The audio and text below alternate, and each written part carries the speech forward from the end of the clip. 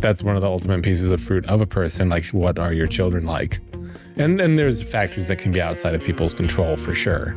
And bad parents can also have good children. But I do think like it speaks to something when you see a set of parents who have good children who are like good, prosperous members of society who give more than they take. They provide value, they don't extract value from society. That falls through grandparents as well. And it's amazing how like far down the line that generational curse, for lack of a better term, can go, where like, if you've always lived with a poor mindset and your parents had the poor mindset and your grandparents had the poor mindset and back, like it continues from generation to generation because that's how you're taught and you don't know anything else. That's what gets wired into you. Like it's in your firmware.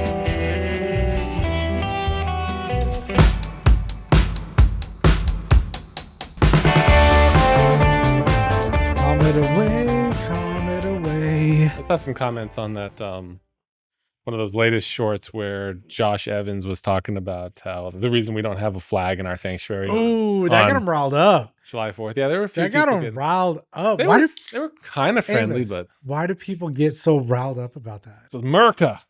It's such a deep pinch point that people just really, really do not want you disrespecting America, the flag, Yeah, but it's a squeaky wheel thing too, because you got both sides where like they make noise.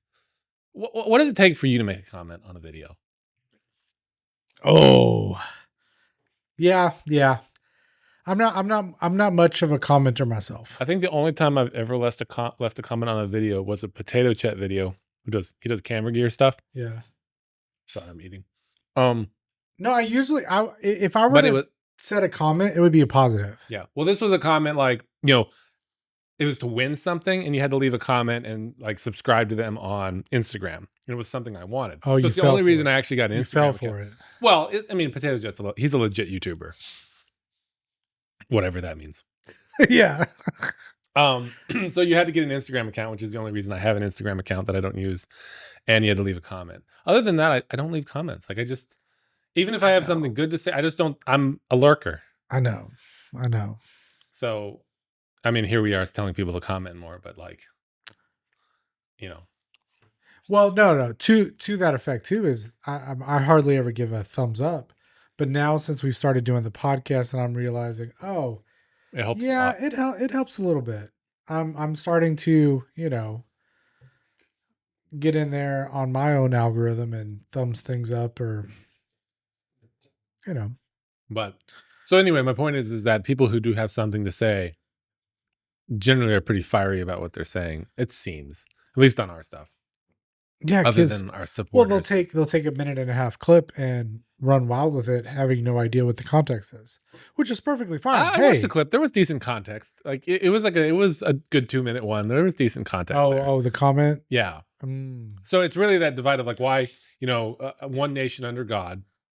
These are people who believe that we are a country that was ordained by God and given to God by the founding fathers. It seems from their comments. And so they took it seemed like they took affront to us saying that you should keep God out of church, which I don't think they were. Sorry, not keep God out of church. You should keep country out of church, which I don't think is accurate either. Like we're Americans. Anyway. Would they be considered part of the Tea Party? I don't know. Constitutionalist? No. Probably not. No, they're just probably good, loyal, patriotic Americans who are Christians, which I don't have a problem with. Yeah, I don't either. But understanding that if you're a Christian, you should be attached to a different level of, Okay, so as a Christian, is there anything that would turn you off of God? Like believing God's real, not like say something causes you to not believe in God, because that can happen. But if you did still believe in God, but there was an aspect of God where you're like, "Ooh, I just can't follow that anymore. I can't buy that." I believe in you, but I'm not going to follow you because you're this way, God. No, because I have a pretty open mind when it comes to even just like the creativity and the wildness of God.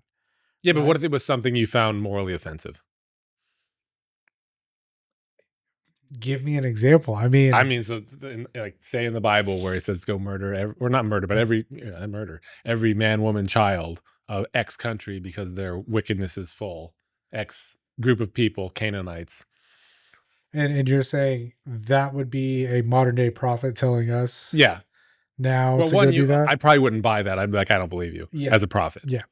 But just say you did 100% believe that you were hearing from God that you needed to do that thing. To kill somebody?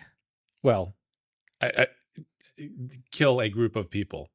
Enter in any serial killer that's said God told him to? Yeah, and they're psychopaths. Yeah. But I mean, I would probably be searching for an extreme example, but Yeah, no. I understand the question. I'm saying I would probably take it a step further to say, hey, is this, test the spirit? Is this really from God? mhm. Because I would like to That's not the think, point I'm getting at. yeah, I know the point you're getting at. Okay. Well, let me You're get at the point. you're getting at the point of all these, you know, all these examples of where God instructed his people in the Old Testament, right? The Israelites in the Old Testament to essentially commit genocide. That's not what I'm getting at. On one example. What I'm getting at is like, is there something that that could cause you to not follow God anymore while still believing God was real? I don't know. I don't know. I don't know the answer to that. Do Okay. you have something? No, I'm just looking for an extreme example. Yeah, I don't know. Abraham and Isaac murder your firstborn child, or like sacrifice your firstborn child. Yeah. Yeah. That's dedication. And he didn't have the Bible to lean on. All the people that want to say, not to pigeonhole anybody that believes that only God can speak through the word, but God, when we clip this, people are going to get angry. you get what I'm saying. We're going to get some more of those commenters. You get what I'm saying, though. Yeah. It's to say he didn't have that. He didn't have that backstory. He didn't have a physical copy Well, of most people in the Bible didn't. Right. A lot of them didn't even have literacy. So in order to trust God implicitly to that point, yeah, I don't know.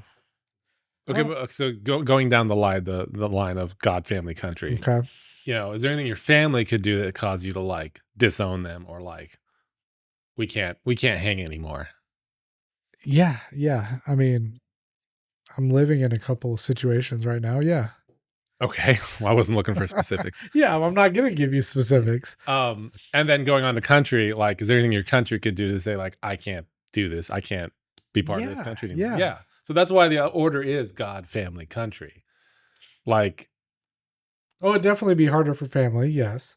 And then for country, for me in particular, it's like, oh yeah, there's so much misuse of XYZ, whatever the case may be. But I mean, and is that non-patriotic? Because like if you, to me, if you're believing in America and being an American, you believe in the values that it stands for. Right. And if you as a country, if you as a group of people are now going against the values it was established on that you bought into to begin with, didn't really buy into because you were born here, but you can still be patriotic while being against what your country's doing. I don't know. Well, that's unique to America, though. I don't know if I'm making any sense. I'm just all of those commenters who Okay, are like, let's take the example of, when people talk about China. This is really going to get hot. When people talk about China, you have to really pay attention. Are they talking about the Chinese government? Or are they talking about the Chinese people? Right? Because just like America, which I think a lot of people just whitewash the whole thing as we're Americans and your government are one and the same, right? We don't agree with our government, but we should technically have built-in safeguards to change something if we don't like it as a majority. yes. But some people think that's a false sense of freedom anyway. How do you mean? Does voting actually work? Sure. You know, Well, yeah, and we're so big, it's like, how can you actually determine that it's, fair? right? Free and fair. How do you determine that? Yeah. Um, AI is gonna determine all that for us and fix it all. No, but I'm trying to circle back to your original question about could God ask you to do something, right? That would be Well, so who is it? You said, well, a few podcasts ago, you said that Ruslan made a comment that, like, if that's God, I'm out. mhm. That's, I guess, what I'm going down that angle. Like, I still believe in God, but I can't follow him anymore, which is obviously like, I mean, to me, it's a contradiction because it's a damning statement. Like, if you believe in God, like, how, like, I'm going to choose to So let me not be take in the God camp. so let me take the devil's advocate on that one would be that Ruslan would then boil it down to you're not following the true God. Yeah, but that's not the example I'm giving. Like, I know. yeah, obviously you can, the theological differences, and you can say, like, that's not God. That's not my God. That's not my truth. Which is, Essentially what he was doing.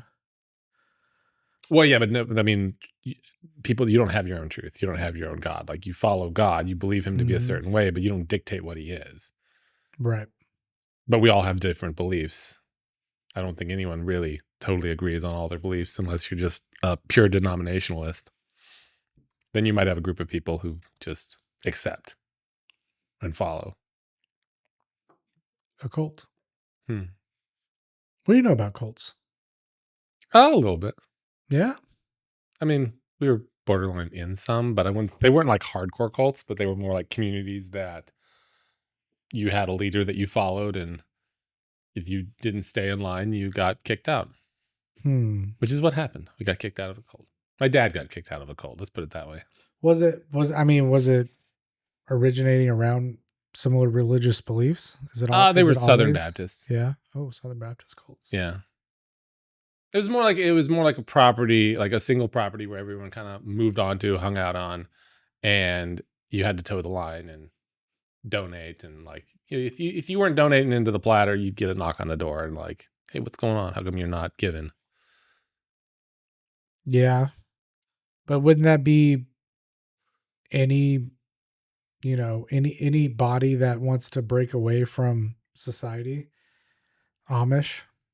Maybe I don't. You know what I I mean, mean? yeah, it's although the Amish have their own land. The one thing about this is you kind of had to all be on the same property. Oh, gotcha. Yeah. So that was the catch. Um, So you and couldn't be a part of it if you weren't even living amongst. I don't know. I mean, I was quite young, so I don't Hey, remember. we'll see you on Friday, but we're going back to our place. Well, yeah, they kind of didn't like that. Yeah. But when we first went there, it was like all, shiny and roses and everyone's so nice. And then once you move there and start hanging out, you realize, oh, this is going on, that going on. And then I get come to find out a bit later, I believe that some of the guys were molesting some of the young girls. And Man. I don't think we had any exposure to that because also we were only there for like a year and a half. And my dad's a bit of a nonconformist, so he got booted pretty quickly. And the reason given was because we were associating with people who had also been kicked out and or left after the Oh, fact. you weren't. Yeah, you Yeah. weren't towing that line. I still bleeding over here. Nah, Nah. All right. you weren't towing that line, so they were like, "Yeah." How do you even get involved? I mean, does it just you meet somebody at church, or you We meet met him somebody? at a conference, and we got invited. Yo, come check it out. Yeah, pretty much. We got a nice compound. Yeah. Yep. Exactly. We got a nice compound. Although these days I'm like, there is something to having kids and everything. There's something to like having a community. Because the phrase, like, it takes a village to raise a child. Yeah, I used to always hate that phrase. but you understand it now. Well, what does it mean to you? Well, for me, having young teenagers, well, almost young, they're teenagers. Mm-hmm. I think it's because they get to a certain point where they don't listen to you, right? So being able to not necessarily farm out parenting, that's not what we necessarily do, but it's good and healthy, we feel like, to hey, go over to Billy Bob's and go Get hang out with exposed. them. Yeah, Yeah. and And same for other kids. Hey, y'all come over here and work over in our yard, and like a swapping of information, if you will, Mm. right? Because if you are isolated and you're cut off, um, and you don't identify those types of issues, then yeah, I think your kids definitely become um, just completely mute to anything you say. Hmm. You think they listen better when they're exposed to other people? I think they probably listen. Like if I gave them a piece of advice and they were like, yeah, yeah, they roll their eyes. But then if somebody else, because they're older, because they are the age they are, if somebody else's parent said that, I think that information would probably be received differently. Yeah, it's just like almost like a second witness. Yeah. So to Like, your, oh, my parent told me that too, and you guys are in agreement, and I respect you. I mean, I respect them too, but I live with them. yeah, Whereas this person over here, like, I don't live with, they're novel to me. right. I don't want to impress them. Yeah. Yeah. But even with having younger children, right? Um, knowing that you're a tribe or a village, you can't really get away with a lot of stuff, Mm. right? Everyone kind of knows your business. It's like living in a small town almost, Hmm. right? Everyone knows each other. Something happens, and you hear generations past talking about, yeah, I knew I was going to get in trouble because the neighbor saw me, and I knew she was going to tell my dad before I even got home. Yeah. Kind of deal. And it's not like a gossip flowing sort of thing. It's more like a keeping things in Yeah, line. yeah, yeah. Like, because it's for the ultimate good of the individual who was screwing around. Right. Yeah. I've been thinking about it in like as someone who has younger children right Hmm. now. When you say it takes a village, it's like almost at this stage, it's more for the parents than it is for the kids because it takes a lot, especially when you have so many. Um, it's just a lot of effort, a lot of tired nights, a lot of Yeah, but I think also you guys are brave and to kind of venture off to have that many kids in this modern age and not live in a completely alternative lifestyle, like living out like the Amish or something, where you could always have the kids busy with their own responsibilities, cut off them from the world. You know what I mean? Mhm. So I think that takes an extra step of courage and definitely some constitution there to be able to have that many kids live in a decent sized town, right? Be normal by any stretch of the word, Mhm. you know, and just yeah, because I think it would be a lot easier if you had once again back to the village, like you're, and we're talking 3 or 4 generations ago. People live like that all the time. Yeah, because your town was your community, Yeah, and you didn't venture like I we've mean, just gotten away from that. 1800s, like, it wasn't uncommon for someone to not have gone 20 miles from the place they were born. I mean, it's probably why the phrase started making a comeback. Which phrase? It takes a village, Oh, it takes a village. because people are recognizing, oh, where's my I guess the village? thing that I had, like, where, like, pushed me the wrong way is it felt like a point of weakness or almost like a point of, like, Like you had to have a no, village. you would hear, like, more governmental people say it, where it's like, "Oh, these are our children. It takes a village. We need to," and it was more of a compliance thing Yeah, that's than it abuse of. than it was a we're truly here to like help and be one and like share and help with one another, because like when a teacher is saying it takes a village, they're saying it from a standpoint of like I need I you to have teach my authority. kids I have while. authority over my children, which are actually your children, and like you need to stay out of my business. Maybe I took it the wrong way, but that's just Oh, I see. I would have taken it the other way to be like, hey, it takes a village to raise your kids. that To too. to Yeah, be sure. like, I'm sending home this homework. I need you to make sure that they do their homework. It probably just more comes from a value standpoint of like the system wants the kids to learn the system's values rather than their parents' values. Oh, of course. I mean, that goes without saying. But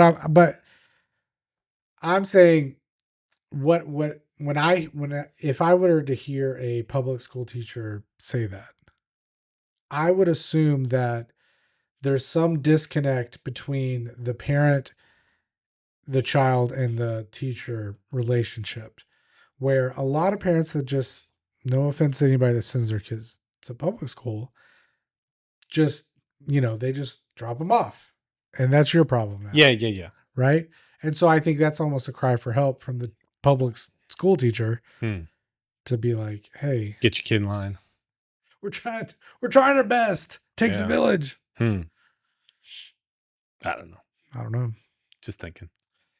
Just a bunch of What do you think about cults? non-public school people, huh? What do you think about cults? You asked me what I think. What do you think about cults?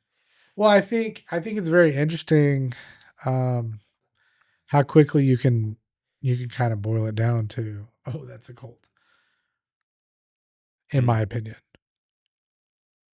Because you're an outsider, or maybe you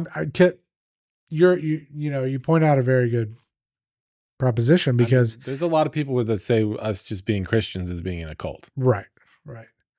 So I guess until you're, which by definition, probably. Let's check it out. Hey, we can do that. We've upgraded. Moving on up.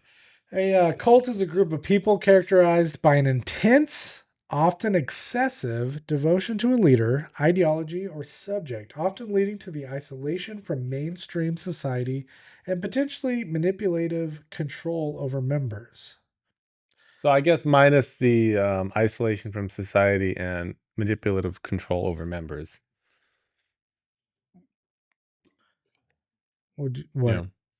Church? Yeah. Like, I mean, some churches can be like that, but I wouldn't generally be associated with a church that was like, you have to act and behave this way. Could you I mean, not that we have to bring up the Catholics every single episode, but could you throw them into that?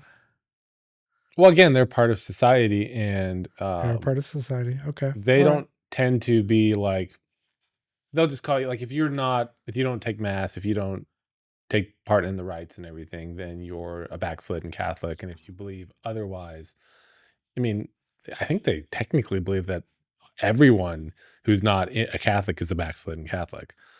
Oh, is that what if you believe in God? Like, so if you're a Protestant or you're Orthodox, you're just a backslidden Catholic who's broken off from the church. Catholics, get at us in the comments, please.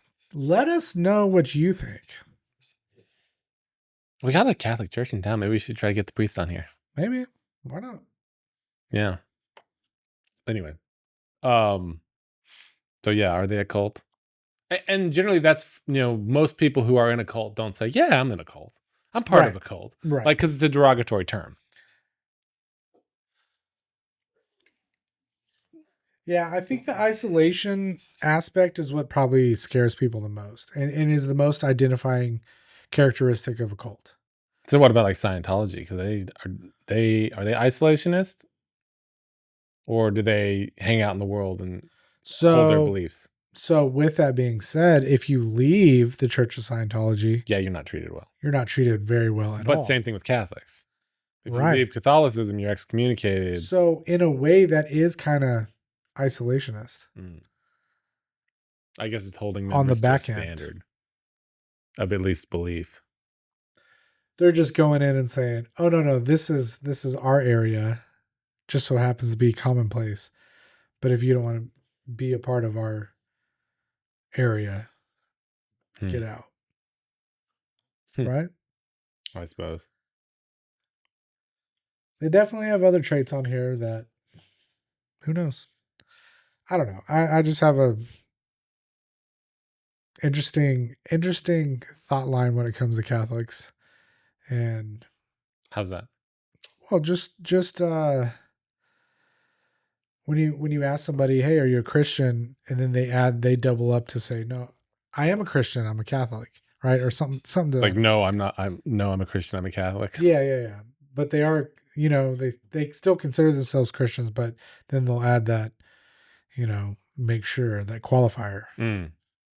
Because there's a lot of different types of Christians. True. You will know them by their fruit. Sure. Whatever that means. And a lot of bad fruit has come out of that organization. I mean, it depends on how you define bad fruit. That's the other problem is like, you know, A very funny comedian, I can't remember his name right now, had mentioned that, you know, any other organization anywhere was hiding, you know, that amount of oh, pedophilia. the priests, yeah, Yeah. sure. Yeah, yeah. Like they would be shut down immediately and Yeah, they'd just be yeah. yeah. So the fact that that just continues is like mind blowing. Mm. It just keeps on I getting. haven't heard much about it lately. Of course not. Have they You gotta, clamped down on it, or have they eliminated it? no, you just keep on moving They're the they're priests still just around. moving them I around. guess. I mean, what else are you gonna do? Kick them out? Yeah, And I mean that would be the they should, yeah, but Christian thing to do, maybe. Yeah, I think not letting priests continue to do that would be the Christian thing to do. right, yeah, demotion at least. Prison. I mean, yeah, let's get the law involved. Mm. But I think that a lot of Catholics probably think the Vatican and the Pope are probably above the law. I don't know about that. You don't think so? I think that, I mean, because I was hearing from a lot of Catholics who like weren't on board with the last pope because he was much more liberal, and they're like, True. you know, he's vicar of Christ and all, but I guess he can be wrong too. Now, before him, like I was under the impression that the Pope just can't be wrong in the eyes of a Catholic. Yeah, no. I don't think it's you know, what's the deity that gets reincarnated? The Dalai Lama? Yeah, I don't think it's Dalai Lama-esque. I don't think it's that intrusive of, Mm. you know, the Dalai Lama Yeah. can, you know, cannot. Like he is literally reincarnated Right. time after time. He's the Avatar. Right, Avatar he's was the probably Avatar. based on the Dalai Lama to some extent. Yeah, there's nothing new under the sun. Yeah. The Avatar, the last Airbender. Yes. Let's go ahead. Yeah, not and, the blue people. Yeah, let's go ahead and. Mm. So, since we're off the races on talking about movies, I showed the kids Interstellar the other day, Okay. and my wife had never seen it either. Really? Yeah, and we put up the projector on the back in the backyard. Put up the monitor. So you're making quite a show out of it. Oh yeah, You're I like, mean, oh, Interstellar. if we're gonna do this, we're gonna. Well, do now it. you guys were married when it came out. You've seen it before. Oh yeah, multiple times. But you watched it without your wife. Yeah, she does. She refused for whatever reason. Really? Yeah, because I think she follows more of the if it's hyped up too much, like nah, I'm not it's getting for me. involved. Yeah, it's not for me. I mean, I think I would say Christopher Nolan's a little overhyped. He's got some good But stuff out he there. still is an extremely good director. He's got some Like good I stuff watch out his there. movies because he's an extremely good director, but I do think he's, I don't know. It's hard to say. Like, it is one of McConaughey's best performances. Oh, Although, I mean, the whole Tesseract thing loses me at the end a little bit, but I guess I get it. but it was so we started outside. We got the chairs out there, you know. We had some mosquito repellent because it was just eating us up watching it. And then, you know, about 45 minutes in, they checked to see how much is left in the movie. 45 minutes in. And they're like, "Hey, Dad, can we go inside?" And I'm like, "Yeah, let's go inside." So I think it was about to rain anyway, right? So went inside, finished it inside, and both of the girls both said they really liked it. The oldest said she cried a couple times, and then Stephanie was like, "Eh." I was like, "Did you understand it?" She's like, "Yeah, I understood it." I was like, "All right, it's not for everybody." I still think it was a fantastic movie. Probably out of all of his stuff. What do you think? Prestige. The Prestige is his best movie. The Prestige is so good. Yeah. Because I'm a sucker for like steampunky style. It's Tesla. It's a mystery. It's Nikola Tesla makes it's just a really well done mystery with a lot of intrigue and yeah, but you can't back and forth. It's hard to rewatch it the second time because you know what's going to happen. Yeah, but when you watch the second time, you see all the details. True. So the third time might be the harder watch. Oh yeah. But like I have a hard time watching any movie twice. Like So my favorite movie is Jurassic Park. I never watched Jurassic Park. Like every now and then it'll come on, like, but like really rarely. Like I think the last time I did a proper watch of it was when they put it out in theaters in 3D in 2013.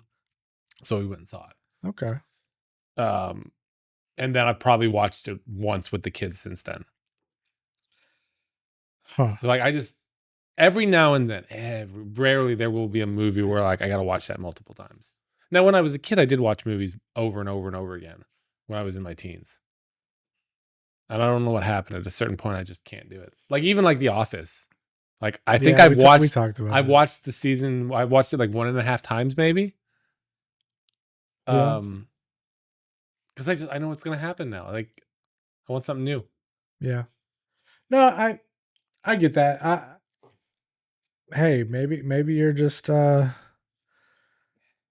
they say it's a sign of mental illness if you do have those shows that you rewatch over and over, whether it be anxiety or depression. I don't know. I would think maybe the other way, where like if you can't watch something more than once that you like, then that's the mental illness. I don't know. I don't think so. Um, Yeah, so we got Interstellar under our belts. what's his worst? His worst. I've never seen Following, which was his first movie. Never seen that. No. Um, Haven't seen Insomnia. Insomnia, I think, is his worst. It was just kind of slow and like hard to engage with, and No, right there. Tenet. see, I was Uh-uh. intrigued by Tenet. Uh-uh. Really? Horrible. Why? Oh, just get to it. Like, what are we doing? It just, That's like we need a shirt that says "What are we doing?" what are we doing? That's like your catchphrase there. Oh my gosh. I did not like that movie. And nothing against the acting. I just felt the Oh, writing. the acting. I will have something. Kenneth Branagh is generally pretty good, but Washington, what's his first name? John, or no, it's yeah, John David Washington. Yeah. He's a bit wooden. But I thought that was best. He was playing Clueless. He was playing. He's wooden in everything I've seen him in. No, he's good in some stuff. Like what? Yeah, he's shoot. I'm trying to think of what other movies. The Creator, which was also somewhat wooden. Tomorrow War, he was all right in. I guess he hasn't really been in too much. At any rate, I found Tenet interesting. It was so that was a movie I did watch two times. The Creator twice. was good. I didn't like The Creator. You don't like The Creator? I thought it was just kind of like had a very it kind of had an anti-humanist angle. The humans were just abusers and takers, and Yeah. the robots were put upon and like enslaved. Anyway, but like so Tenet, I found it intriguing. I found the story interesting. It was hard to hear at times because Christopher Nolan has said that he mixes for 7-point surround theaters and everybody else can go screw themselves. Oh gosh. Yeah, so that's why his movies get hard to hear later on, because you're not listening on the right sound system. Which is interesting you say that, because when I first started, which by the way, Interstellar's going on YouTube for free. You can go watch it on there for free, which is kind of awesome. I mean, it is an 11-year-old movie. I noticed that I was like, man, it's really quiet. So I had to go in there and manually switch the settings so it wasn't surround sound. And it sounded a lot better. I did like what's his name? Twilight guy. Robert Pattinson. Oh yeah. Tenet. I did enjoy him in there. Yeah, he's all right. Anyway. He's got a new movie coming out, Mickey 17. I heard that was terrible. It looked good, but I heard it was terrible. Listen. I think if you enjoy a good like sci-fi space movie, it is what it is. Definitely a C class movie, in my opinion. Anyhow. Yeah. Let's not get dragged down. Does he have any upcoming movies? Odyssey. Yeah, the Odyssey. Okay. So normally he toys around with time, so I don't know how he's going to do it there. Zendaya, she's in everything. Well, I think Hollywood has definitely pegged their stars for the next 10 years, and they're just trying to churn out the same blase stars, which I hate to say is not very So entertaining. is Robert Pattinson Odysseus? I don't know. That'd be interesting if it was.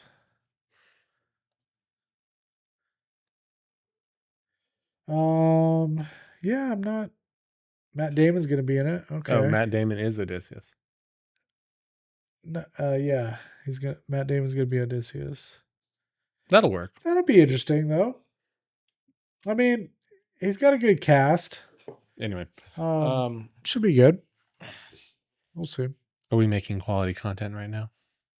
I don't know. This is the kind of stuff that I enjoy talking Mm. about. I've always been fascinated with, I mean, just following the Odyssey trend, like Greek mythology and stuff. As a child and as a young teen, I always thought What? pretty. Why is that? I don't know. It's just like mythology, like oh Do you think there's any truth to those stories? Like they're Nephilim, little gods. yeah, yeah, Zeus was an actual like yeah. fallen angel or Yep. whatnot, Yep. son of a fallen angel. Yep. Now, could you actually physically see him? I don't know. Hmm. Right. I think it definitely wove its way into mythology, if you will. But I think back then they probably 100% believed that Zeus was somewhat of an entity that affected them in some way. Hmm. And so that it just begs the question of, kind of what Julio was talking about. If there's just even just a slight little bit that it kind of ties back in to the grand scheme of things and the way God created everything. It's interesting. What do you mean by a slight? Interesting because there could Well, be a slight little bit, or yeah, I mean, just a sliver. If it's just like, oh well, that makes sense as a Christian, right? I'm starting to believe that something is on the horizon, if you will. Whether it be Project Bluebeam, I don't know, you know what Project I don't know Bluebeam what is? that is. Project Bluebeam, from what I understand, we can look it up, is essentially a government psyop to uh, fake an alien invasion and get everyone to Comply. comply that aliens have invaded. We've made peace with them in order to either maybe join the The galactic you've gotten empire. your time is now, you've become enlightened. We're gonna here to help you, usher you into your next you know Become a stage 1 race. I think it's a stage 1 civilization. right. So that's what I understand it as Project Bluebeam, and that psyop has to do with essentially UFOs and alien sightings across the world. That just, I mean, we're doing Senate hearings about all this kind of stuff. It's really interesting. Yeah, but it's funny how those come out along with some other piece of news that they don't really want us to pay attention to. It seems. Maybe. So, So I'm a believer, right, that there's something out there, whether it is a psyop or could be ancient technology that. what about the fact that as cameras have gotten ubiquitous and everywhere in our pockets, we see less sightings? I would say that, Or there's a lot of fakery that we see. well, to that point, I would say that there's definitely technology on both sides working against to be able to scramble whatever. Mm. Yeah. Oh, you don't like that? You don't I like don't know. that So you think there's a explanation? whole bunch of people like holding up their phones and like it's not showing on the phone? Yes, yes, and I and How come and we don't hear those stories? and to demonstrate that, I would probably have to recall an incident that happened in Florida at the mall. As a Florida mall, I think I know the incident you're talking about. Yeah. right, and where tons of people said they saw these 9-foot beings walking around, and SWAT showed up. I think the National Guard showed up, and like there's not a single Hmm. video or picture of anything. What if it was like mass psychosis? But it could also be the government coming in and wiping that data as well. We got neuralizers. I don't even know about neuralizers. Well, then everyone they're remembers. just going to call them crazy, Hmm. right? So maybe we need some investigative journalists to go back and investigate those people that were there and interview those people. I don't know, Hmm. but I think especially nowadays, the way news and information just gets churned over every 24 hours, that happening a year ago is like, Oh yeah, it's like it's a decade ago. It's gone. It's way in the past. Yeah. Yeah. Yeah. Yeah. News moves so fast now, and like, oh, So I think it's a mixture of Project Bluebeam, right? I think the government is in cahoots with these evil spirits and fallen angels and entities, right? I think they've known about them for a while. I think you've got places like Bohemian Grove, where the heads of state have been going to for years past, worshiping an owl statue out in the middle of the forest. Essentially, I think Alex Jones is right. Hmm. I think the U.S. government would like you to think that they don't believe in spirituality and don't believe in all these things, but the truth of the matter is I'm betting there's a lot of demon worship or false god worship, if you will, little g god. Just not just a social club. No. You will know them by their fruit. Well, they are in charge. I don't know. Is that good fruit or bad fruit? I don't know. What is fruit? Like, what is that? It's like, what, is it it's what comes. prosperity? Is it power? Is it like what? Just doing good for others? Is your actions? Like, what is it?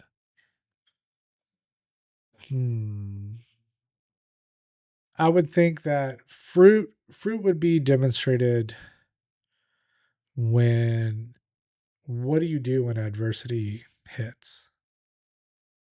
Right? Mm-hmm. Yeah, you know someone best when they're struggling or times are hard. Yeah. How do they react? How does that particular person, do they fall apart? Do they crumble? Do they blame it on something else? Do they go seeking answers from something else, whether it be a substance or whatever the case may be? Right? I think that's what know them by their fruit essentially means, if you boil it down. Right? But it also has, it could potentially have the other benefits of it. I mean, we've got people that go to our church that you can clearly see the fruit of the Spirit is coming out of them. Right? I mean, and that may be an outwardly appearance, but also once you get to know them, like they're living life like that too. Right? And you're like, oh, this isn't just a Sunday morning. You're like this on Sundays. You're like this all the time. Right? I think just like being called to be the light of the earth, the salt of the earth, that's the fruit, is essentially just, your day-to-day life is an example. So yeah, I think that's how you'll know them by their fruit. I don't think it has anything to do with prosperity, because if we were to take the apostles and judge them by their fruit. Yeah, you have plenty of examples of people not doing well in the Bible who followed God.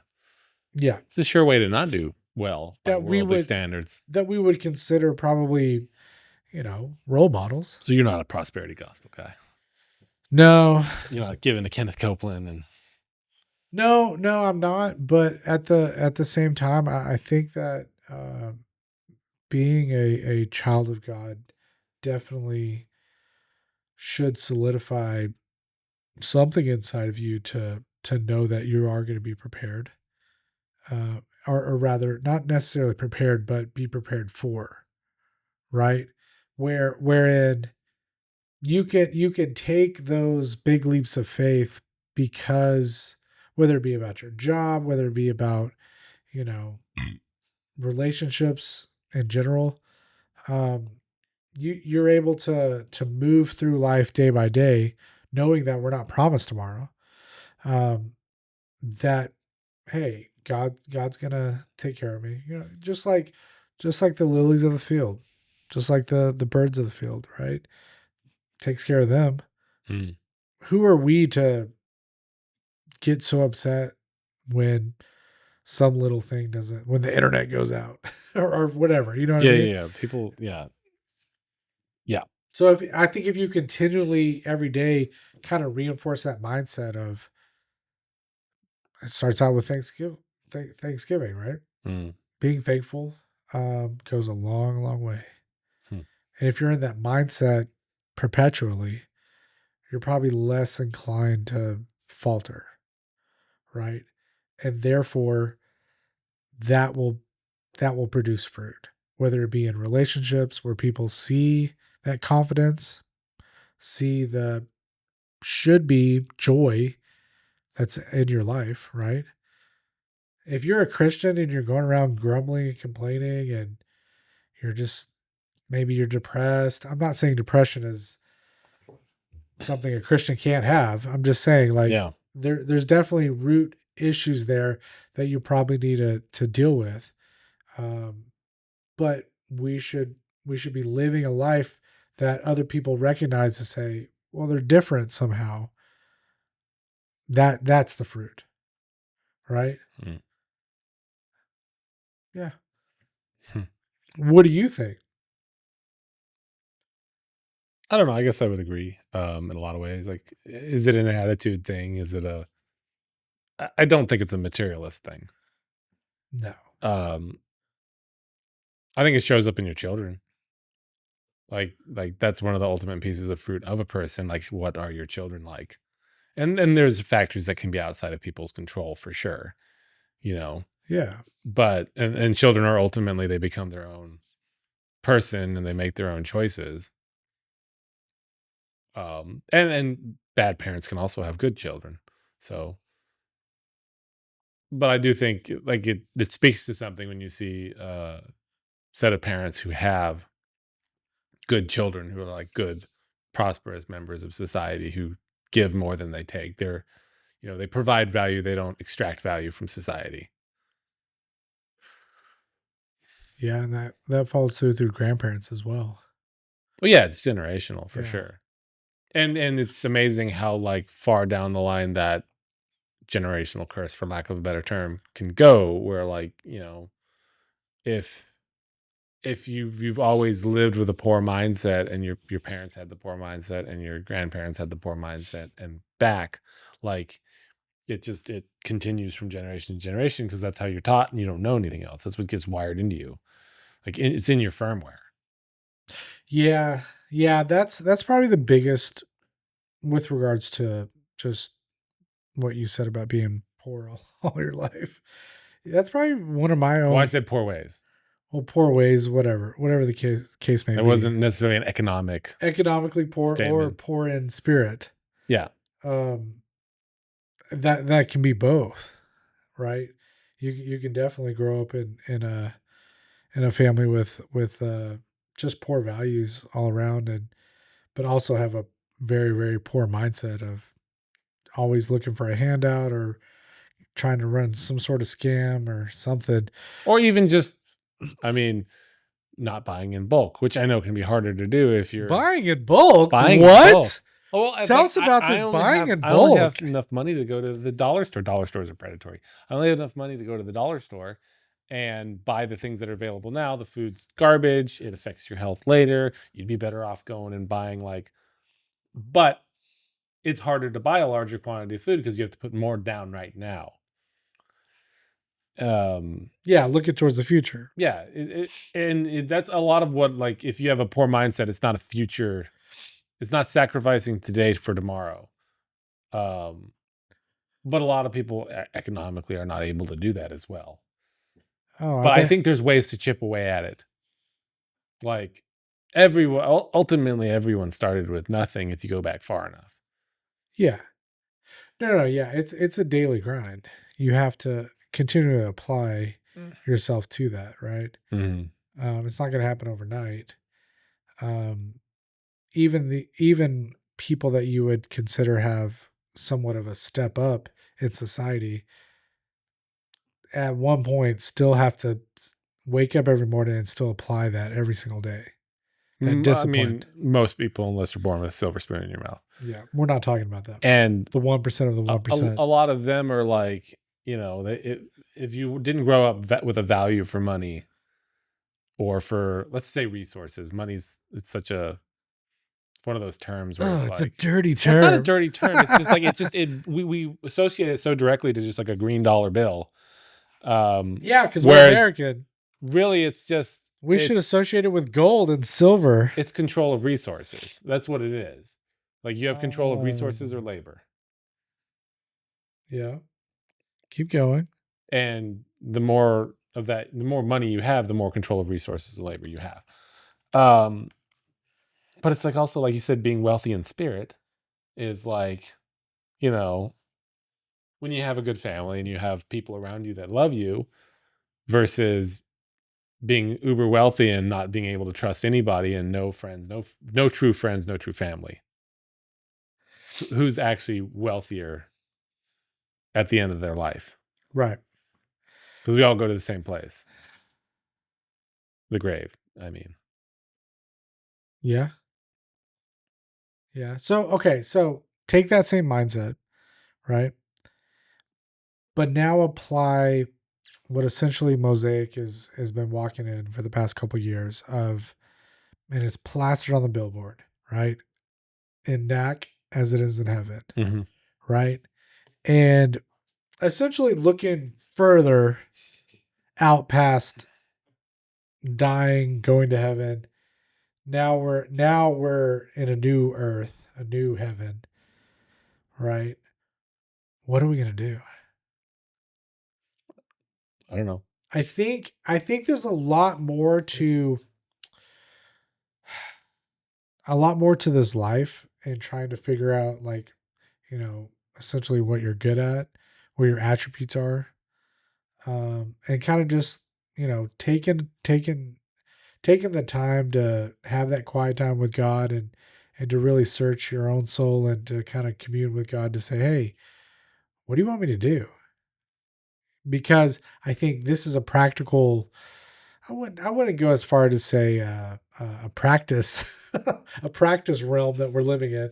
We're not going down in the It's a little Mormon, maybe, simulation perhaps. simulation Well, theory. that too, but like, Mormons, you like believe you're getting a planet. I think that's what they, Yeah, yeah.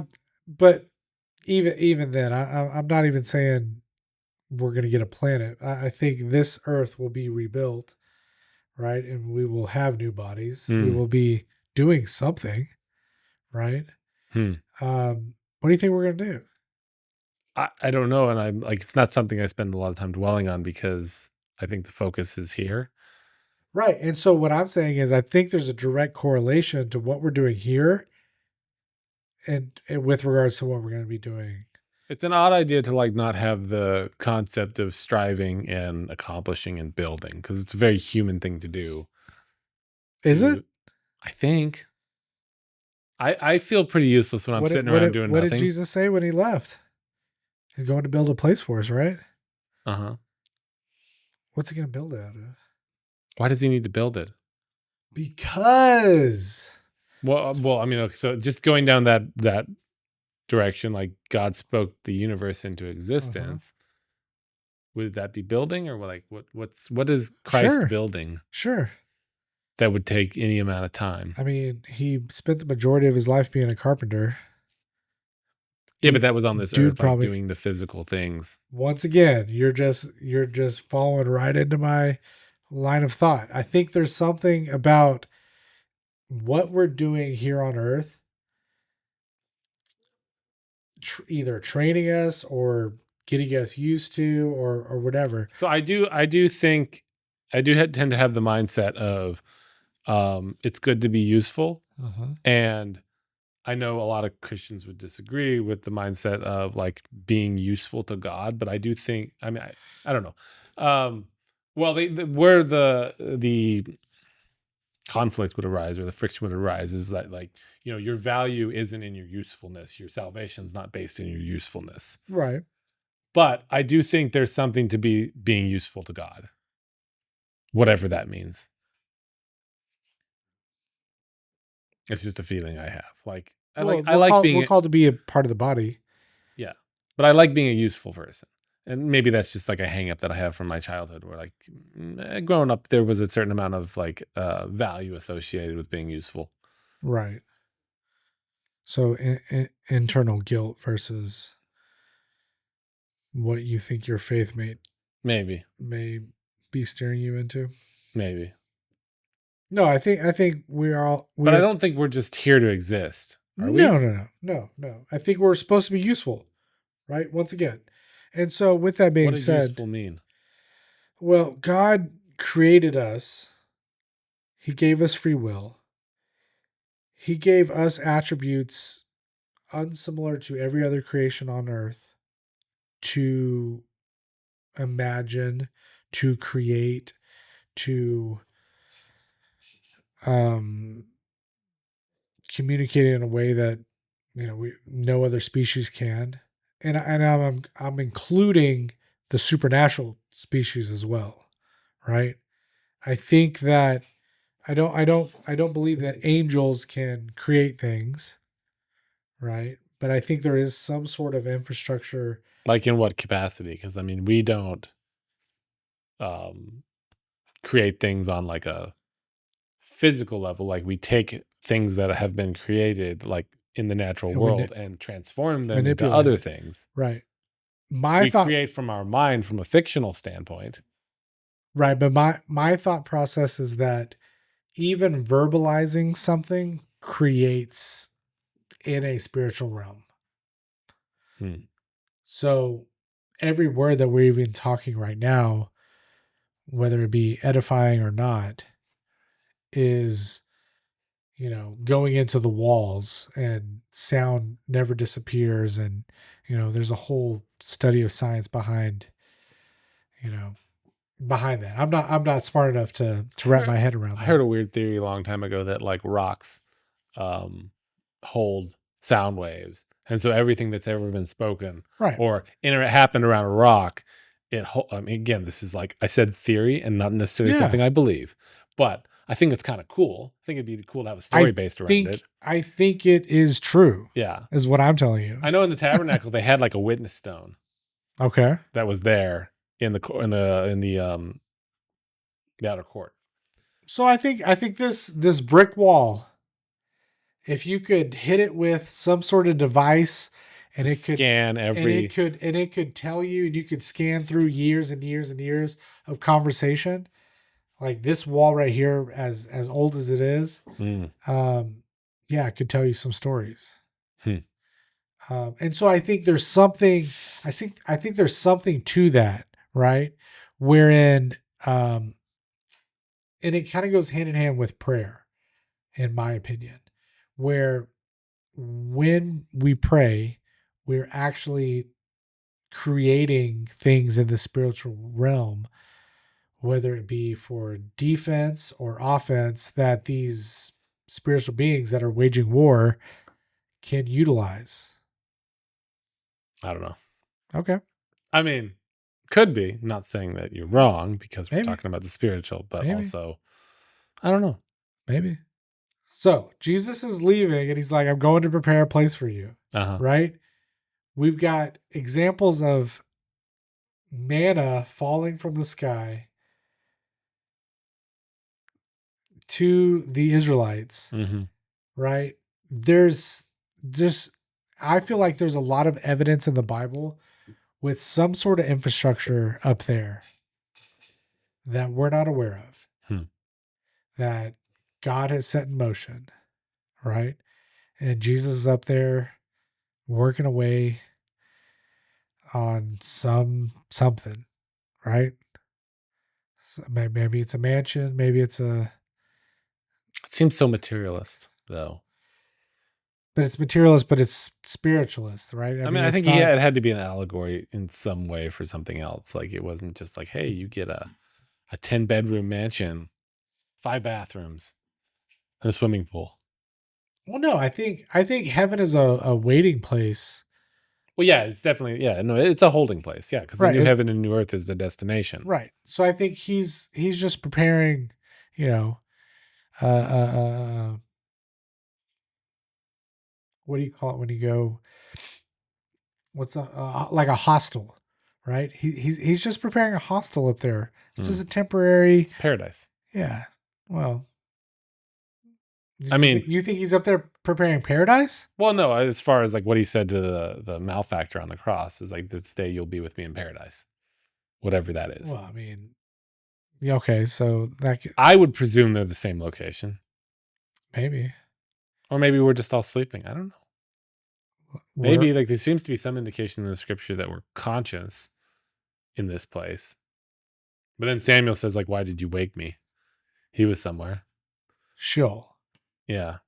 Yeah, he was in Sheol, which, if you follow my thought pattern, right, I think before Jesus' death and resurrection, that's where people went, right? You've got Sheol, which was, and that's why he was down there ministering to not only the fallen angels, essentially saying, "Hey, I've come to finally kick some ass," right? But he was also ministering to the people that were dead to be like, "Hey, this is I'm the promise that you've all been dreaming about or sleeping about," right? And he brought them all up, right? Because after he came back, there's verses about people seeing the dead rising, Yeah. all this stuff. Okay, so then he brings them up to heaven, right? Now, and once again, not a very smart guy explaining this. Sheol's now cut off, right? And when you die, you go to heaven, but that's still not the final resting place, right? Mhm. And then once a new earth, new heaven, then we're gonna come down here and we're gonna do something. What are we gonna do? I don't know. Well, theoretically, it might be a new heaven and new earth. Or like this place is gone, maybe, or it's renewed. I don't know. I would like to think it would be renewed. You don't think it's just annihilated? It's new heaven. You and got to think. They both get replaced. I'm coming off the heels of watching Interstellar. Okay. So that's all that's in the forefront of my mind is like, maybe it could be another new Earth out there, perfectly aligned with the sun and the moon and this, or no, or like this universe existence. Again, it's speculating. Gets right. just snapped out because it's a new heaven and new earth, and then a new one gets created. Not like Earth 2 off somewhere else. It's like bigger. Yeah, no. I think it's gonna be here. It's gonna be in this physical space where, destruction will come. It'll burn. It's all gonna burn. And then my dad said that a lot growing up. It's all gonna burn. It's all gonna burn in the end. It's all gonna burn. Yeah. Yeah. Why are you worried about that thing? It's all gonna burn. And I'm the grown up, and he's kind of a hoarder. I'm like, what are you worried about? It's all gonna burn. Let's get rid of this stuff. You'd have a big old garage sale. Yeah. Just sell it all. Mm. Make a pretty penny. Maybe. A lot of it's worth burning. Like, it'll get burned before Jesus comes back. Well, I think on one hand, it's a dangerous statement to say that, right? It's all going to burn in the end. I think that implies a level of I don't give a shit. Yeah, right. But on the other hand, it can be, if it is genuinely, coming from earnest, it's to say, what are we doing? Yeah, what are we doing? What are we doing? Yeah, coming from the right mindset, it's like, don't be materialistic. Like, these things don't matter. What matters is people. Right. Yeah. So what do you think the ultimate usefulness is then? Like, if we're meant to be useful. No, that's what I mean. Is I think that this is a practice realm, if you will, right? Mhm. Whether you choose to be a part of the kingdom or not. But like, what are we practicing? Eternal life, right? That's going to be eternal life. As Christians, we're saying that's going to be in the kingdom. Whereas when you die and you don't have eternal life, you're still alive, but you're just not in the kingdom. Okay. So you're still going to have some sort of usefulness. There's going to be something for us to do. But I'm asking, like, what is that? Like, what is our usefulness You have here? to find it for yourself. What is our You usefulness have to here? find it out for yourself. Is it evangelism? Is it creation? Is it prosperity for others? I Like, don't think you can boil it down and define it into. It has to be different for everybody. Hmm. And it probably changes from season to season of your life, right? There's probably seasons of growing and learning, and then there's probably seasons of creating and flourishing. And there's seasons of, oh, this is a bad season. We better just bunker down. You know what I mean? Hmm. And then, trying to figure out essentially what God's purpose and design for your life is what he wants you to do. Hmm. Right? Do you think every individual has that? I think you almost have to. Because if you don't, you're denying that we have a spirit with a purpose and that everybody is uniquely made. Right? Do you think all dogs go to heaven? I don't know. Right. I don't know. But I know that Do dogs have souls? I don't know. I know that my God created me, created me uniquely from anybody else. Yeah. And so with that being said, whether your purpose may be something small,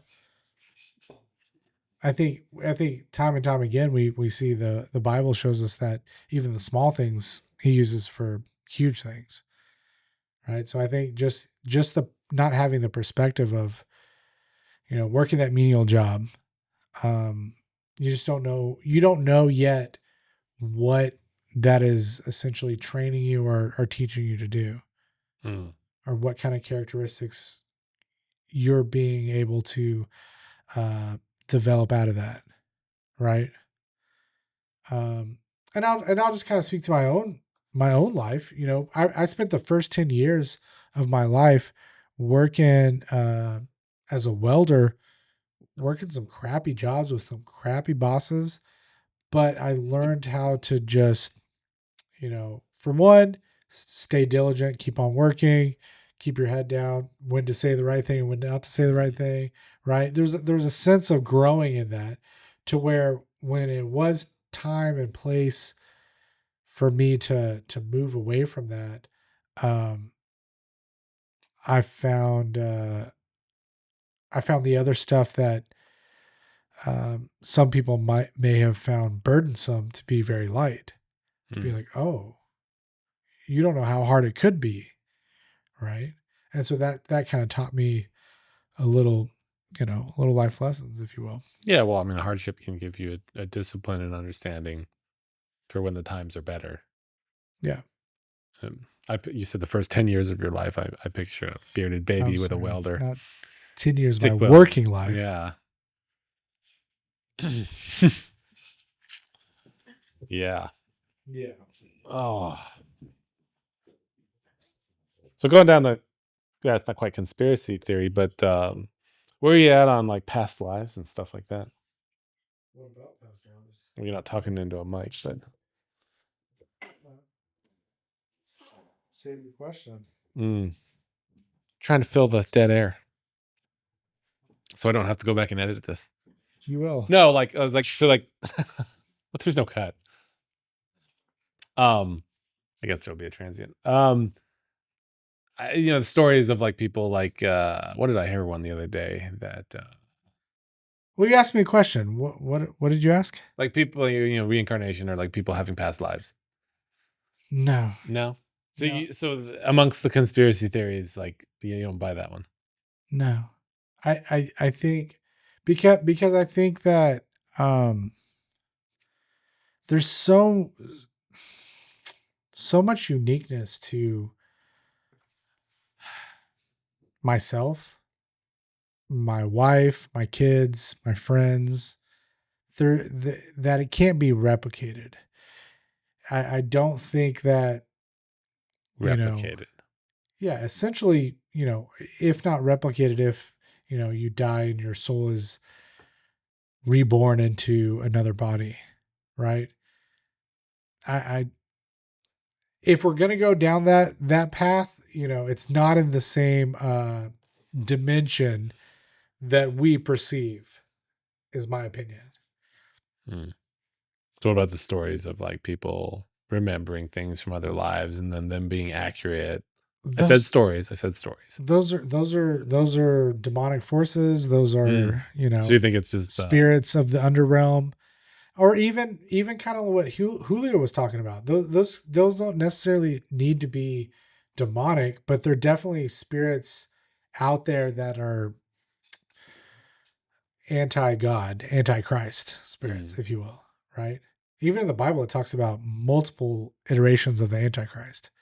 It wasn't until recently that we wanted to pinpoint, watch out for the Antichrist, right?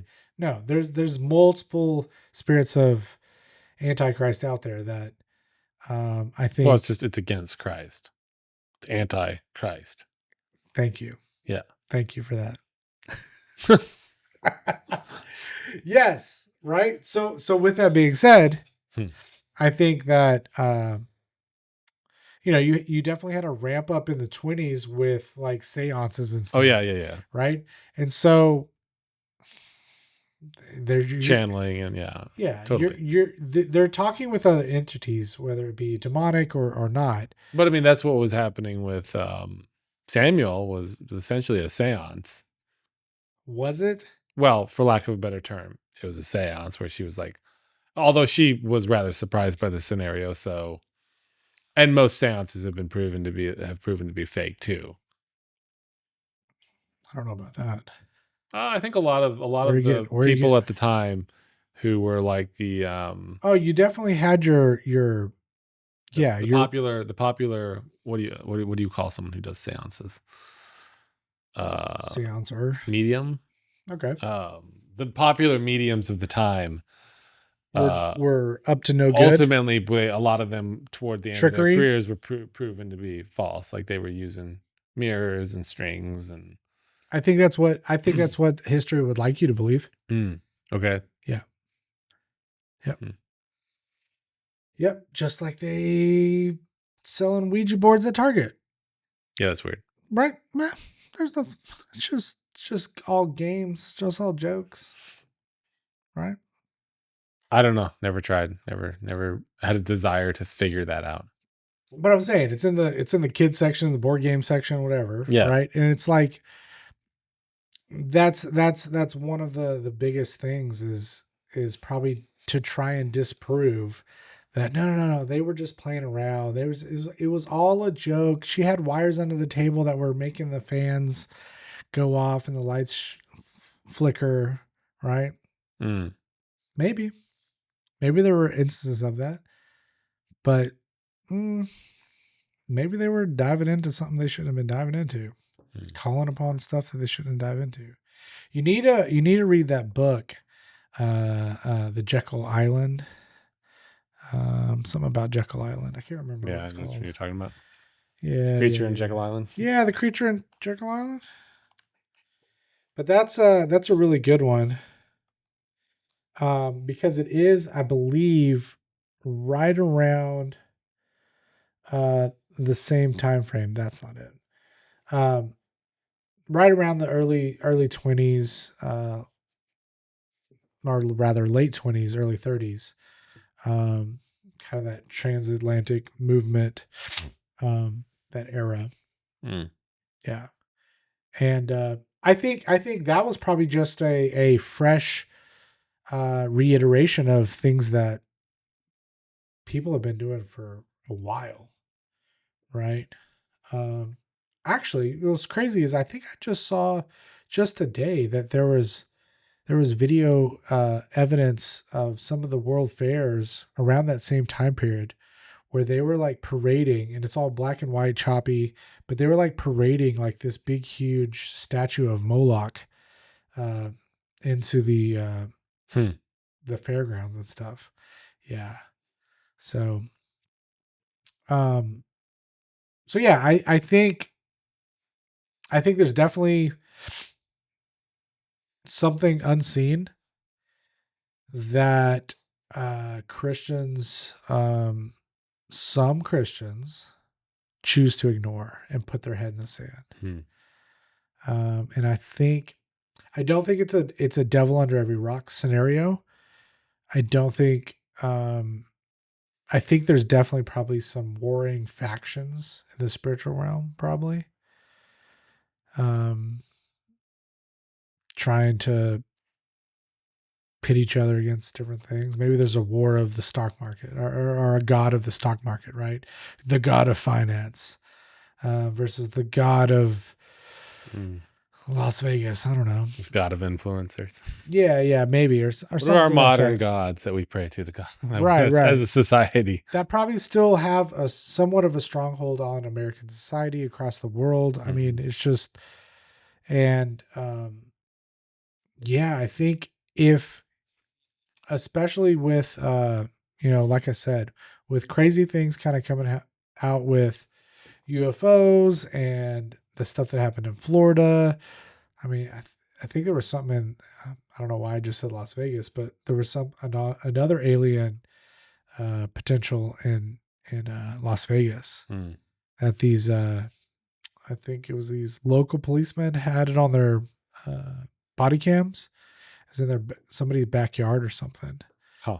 Um, so back to your point about we live in a modern society where we have all this technology, but yet we can't, get good footage. Uh-huh.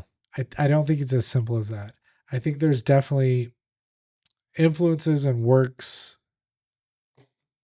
whether it be in the government, organizations, whatever, to suppress a lot of that from getting out. Hmm. And as a modern Christian, I think we need to be aware and really deep dive into our Bibles to recognize the supernatural. Um, because I think the next big thing is going to be a mass uh, deception, if you will, Hmm. right? And people aren't going to know how to wrestle that with their faith. People that, oh, I go to church on Sunday.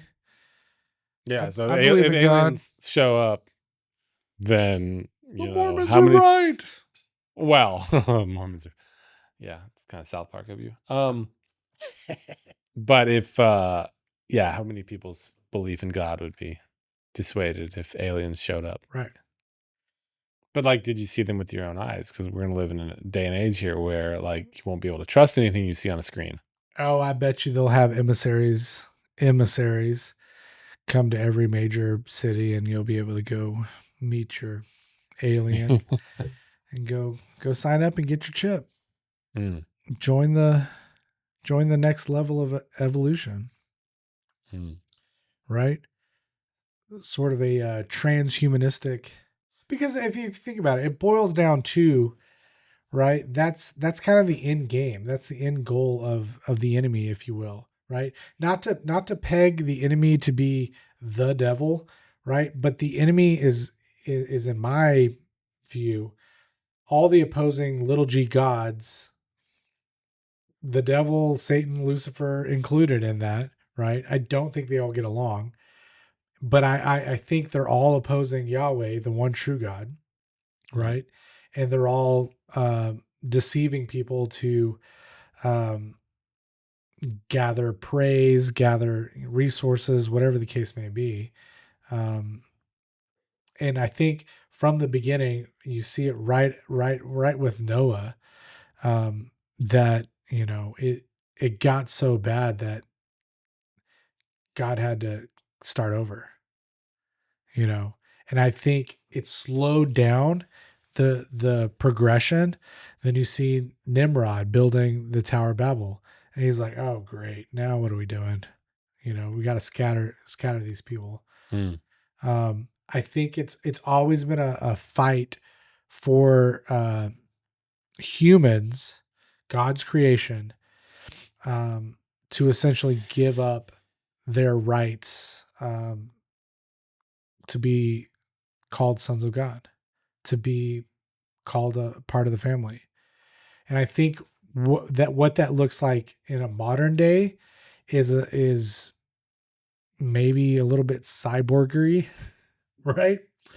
Or once you get this chip, or download your subconscious up to the cloud or whatever, right? Mm. I think there's going to be a literal sign the dotted line to join your fellow man, and give up your rights to be a human. Mm. And as Christians, I think we need to really start tying in some crazy dots to Mm. get to that point, to be on guard. So you're not getting that Neuralink then? No, no, no. I just can't. That's that's some scary stuff, man. Mm. And it's closer than we think. We can sit here and debate if we went to the moon or not, but what's happening within the next 10 years with technology, with Yes. AI, Some shit's gonna go with, down. yeah. And some hard lines will have to be drawn. What's going to happen when you can't feed your family because you're being pressured to get a device to be able to enhance Well, yeah, your brain you're function? not gonna get your universal basic income unless you get the chip, and nobody has jobs for money anyway because everyone's been replaced. Like, what happens if we live in a world where like AI replaces labor as a commodity, so labor becomes worthless? You know, and then you have the knock-on effect of like if everyone loses their job, yet AI has made it so we can create all this technology that no one can afford. My greatest fear is that it's going to come on slowly versus an abrupt. Yeah, but how slow? Like stuff's moving really fast right now.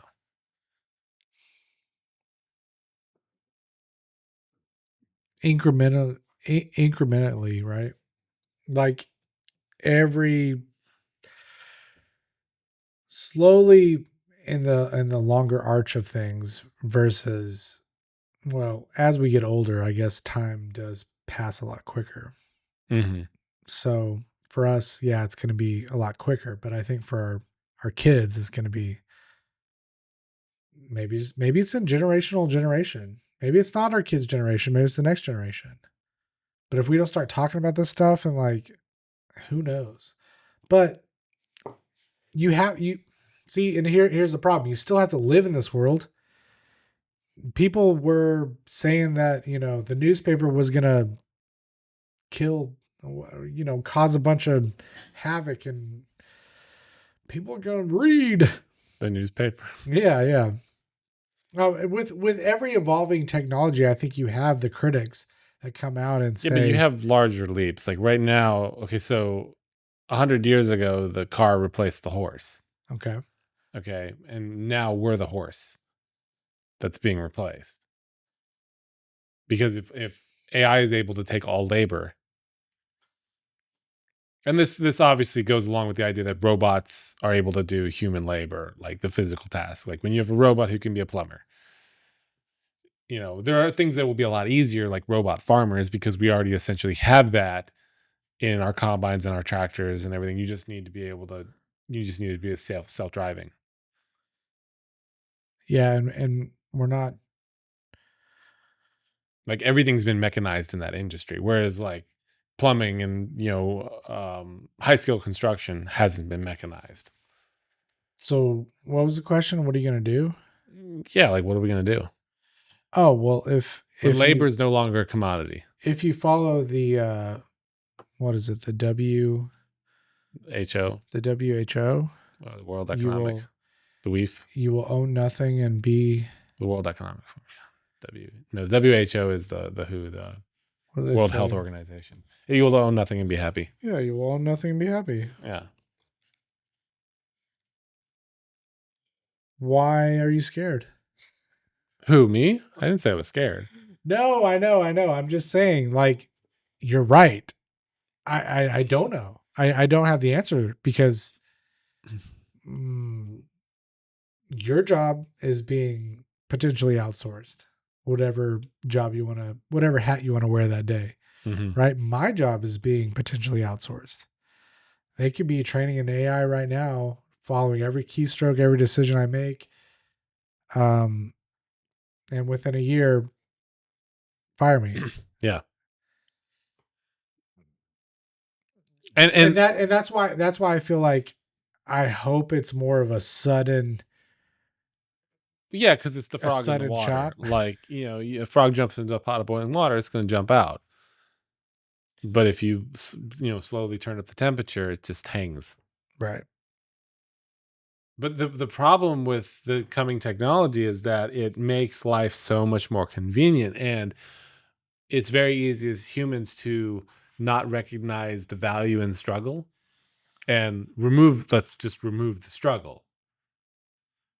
Um, and so when technology allows you to do that, and you basically become your most base self, because nobody knows how to do anything. Nobody has any value imbued in them from the struggle of their life, because they were always just had a AI robot taking care of them, all their problems. You want to talk about snowplow parents on the extreme, What's a snowplow parent? or a lawnmower. Like they plow everything out of their kid's path so the kid doesn't have any obstacles to Oh, overcome. okay. Yeah. I mean, imagine that on the ultra extreme with AI and robots. Yeah, it's If hard. that's even the direction it goes. Well, no, I know. I think it's hard for you and I to have that conversation because I think we already recognize that as a society. Like I'll walk through Walmart and see somebody pushing their kid and they've got an iPad in their face. Yeah. And I'm like, ugh. Like, what are you doing? Why? Let your kid cry or whatever. Let Like, them experience the world. Yeah. let them experience the But world. we're also not a kid friendly society, and like you get frowned at when your kid's crying at a restaurant, or Yeah, it doesn't really bother me. well, you're like Right. you have a shell. No. Maybe it's not a shell. Maybe you're just jaded deep on the inside. I don't know. No. But I think it's hard for us to even speculate or to talk about it because when that time comes, I would hope that we would make the right decision to not. Do you ever use DoorDash? I used to back in the day when we would travel a lot. We would like say, and we would use it sparingly. Say we were gonna be in Amarillo by 7 o'clock. Mm-hmm. We would go ahead and order a DoorDash to be delivered once we got there because we were tired and we didn't want to mess with that. I've never used it, but I was like, there's someone was talking about it today where it's something that has taken the joy out of food, where you don't go get it yourself, you don't go pursue it for yourself. You just have someone deliver it to you for 5 to 10 times the price out of a convenience, and it ends up costing you way more, both in just your general like enjoyment in life and also your wallet. Yeah, I And know. we've got so many of those like convenience economies that were built around. The gig economy is built around creating convenience for other people. Right. Uber, DoorDash, Airbnb, like they're all about leveraging someone else's resource, not having to own it, taking a cut, and then you end up. But I mean, it's gotten to the point where like I would rather go to a hotel than an Airbnb. They change my sheets. I don't have to clean up anything. Not that I make a giant mess out of a hotel room, Not with but your family. Hmm. We could pay for 3 hotel rooms. well, when you have a larger family, yeah. But still, like an Airbnb is going to cost you, like the one the size of our house would cost you $300 a night. But what I guess if you're going with the intention, I'm gonna cook my own food. Yeah, there's layers to what Maybe you're doing. maybe I'm bringing pets. Mhm. I don't know what that has to do with. I don't think Airbnb. I don't think you can. It's one of the examples in the gig economy. It's probably the lesser. I mean, Ubers are nice too. But it's things like DoorDash where it's more on the extreme side. I used to drive Uber. Yeah. Yeah. I would get off of work up in DFW and just click it on, pick up a couple rides, and then go sit at the airport till 9, 10 o'clock at night, make a couple extra bucks, and then head home.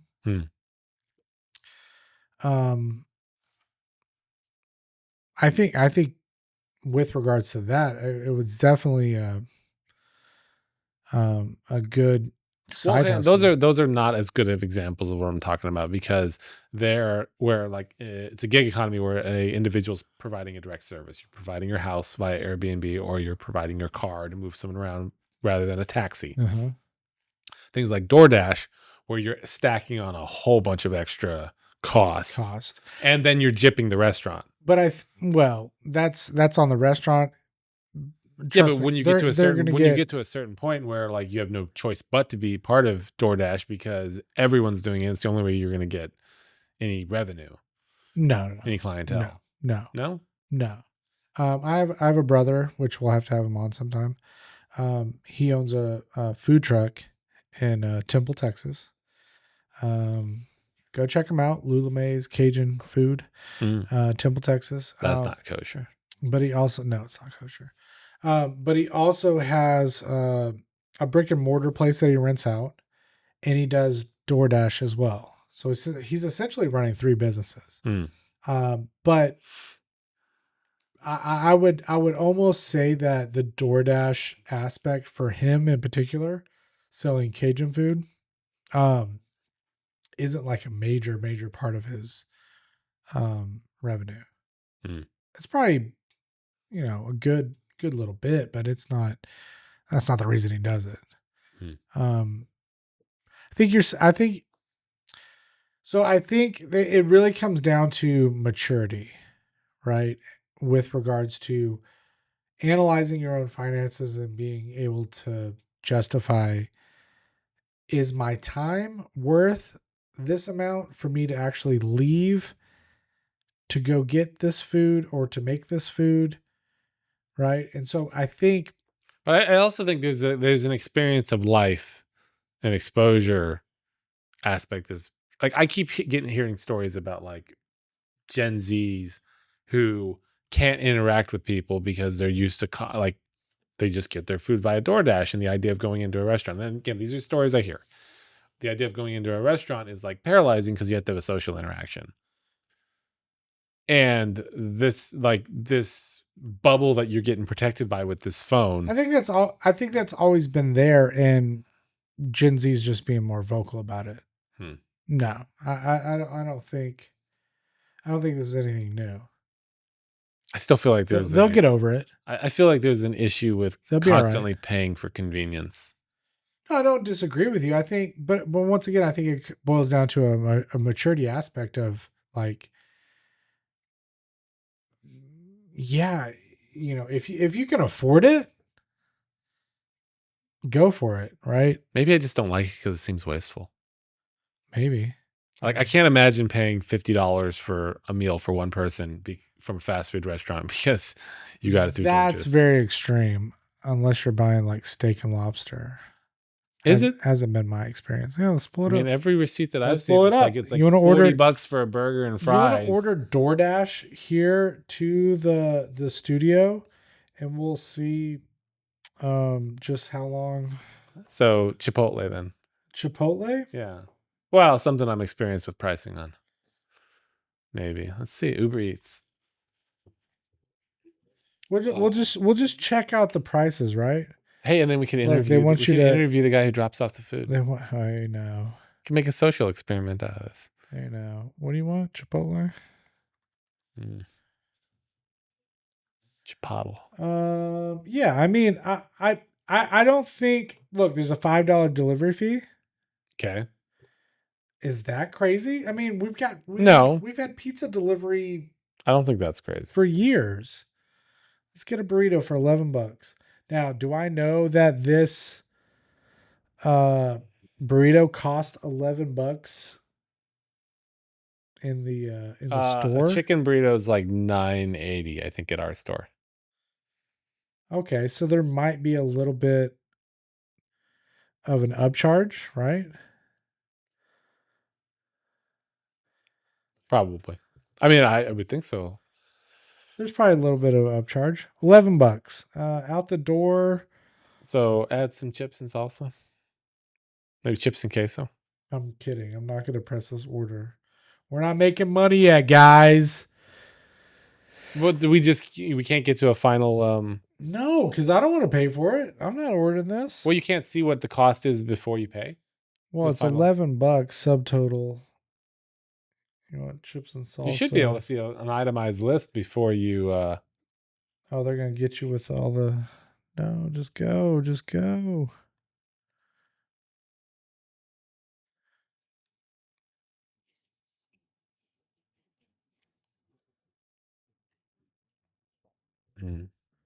Yeah, I $11 is what it says right now. I don't know, but what were you saying that you think it's $7 at the store? It's like $9 and something. So I think for a chicken. I'm sure the restaurant and Uber Eats, I could have a couple bucks. You're paying $5. I don't think it's as extreme as you're portraying it to be. $50 for one person to eat seems. I don't know. I've just heard stories. Maybe those people are hyping up. Maybe I'm getting. Or maybe I'm getting something to social media hate on things like this. Yeah. Because I think here recently, one of the food apps just opened up a credit card. Like you can get food on credit. Yeah, and you can pay for it over 4 easy payments. Right. Installments. Which, I mean, if you're already paying with a credit card anyway, like what are we doing? We're just skipping another step to add another credit. But the predatory aspect of that is you don't realize how much you do that 100 times and then you're paying a hefty bill every month. Right. And so I think it comes back to maturity. Mm-hmm. You have to be mature enough to realize. It also comes back to like the poor ways, poor mindset thing too, where you're like, ooh, I can pay a quarter for this thing, a quarter of the cost for it now, and then pay for it later. And it's like, later's not here yet. Well, I don't know I don't know what your future holds. Maybe you got some stocks coming in next week. The people who are financing a burrito probably don't have stocks coming in. I bet you they got some Bitcoin somewhere. They got some XBS out there.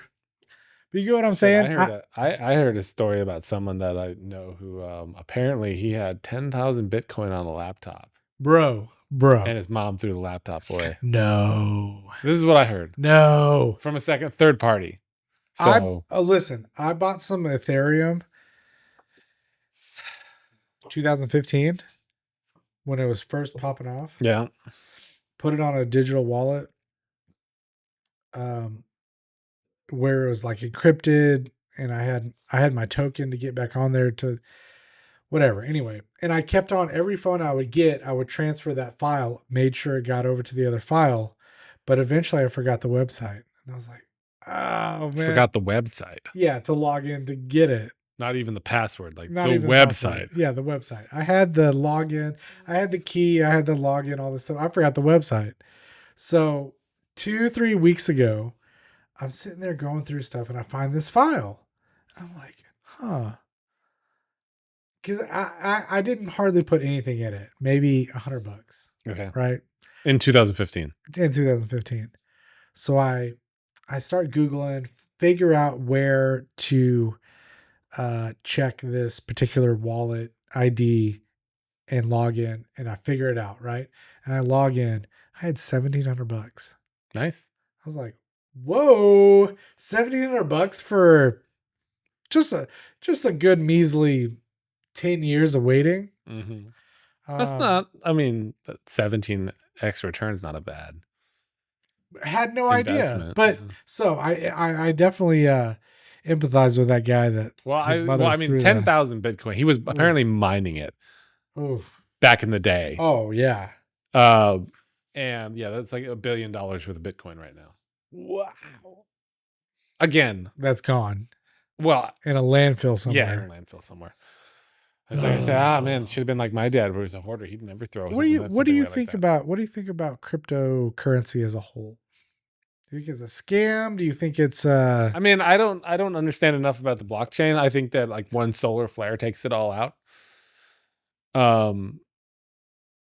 Like one good solar flare. to wipe out every single computer that has ever locked the I don't know. It's just one of those things where like, and then say we get to the point where AI can just break the blockchain. I don't know, like quantum computers are gonna knock it down. I don't know, but again, everything that is valuable is just had its value placed in it by humans. Like when people say gold and silver are inherently valuable, like, well, no, they're valuable because we value them. You know, What do you mean? We're not collecting gold for the Anunnaki when they well, come by even then, ever. I mean, yeah, that's like there is a intrinsic value. There's a technological value in gold and silver because they're good conductors, but the way that we treat them. But that's true for everything, whether it's dollars, whether it's digital numbers in your bank account. Most people don't have physical dollars anymore, which are just paper. They have numbers in their bank account. And there's faith in that too.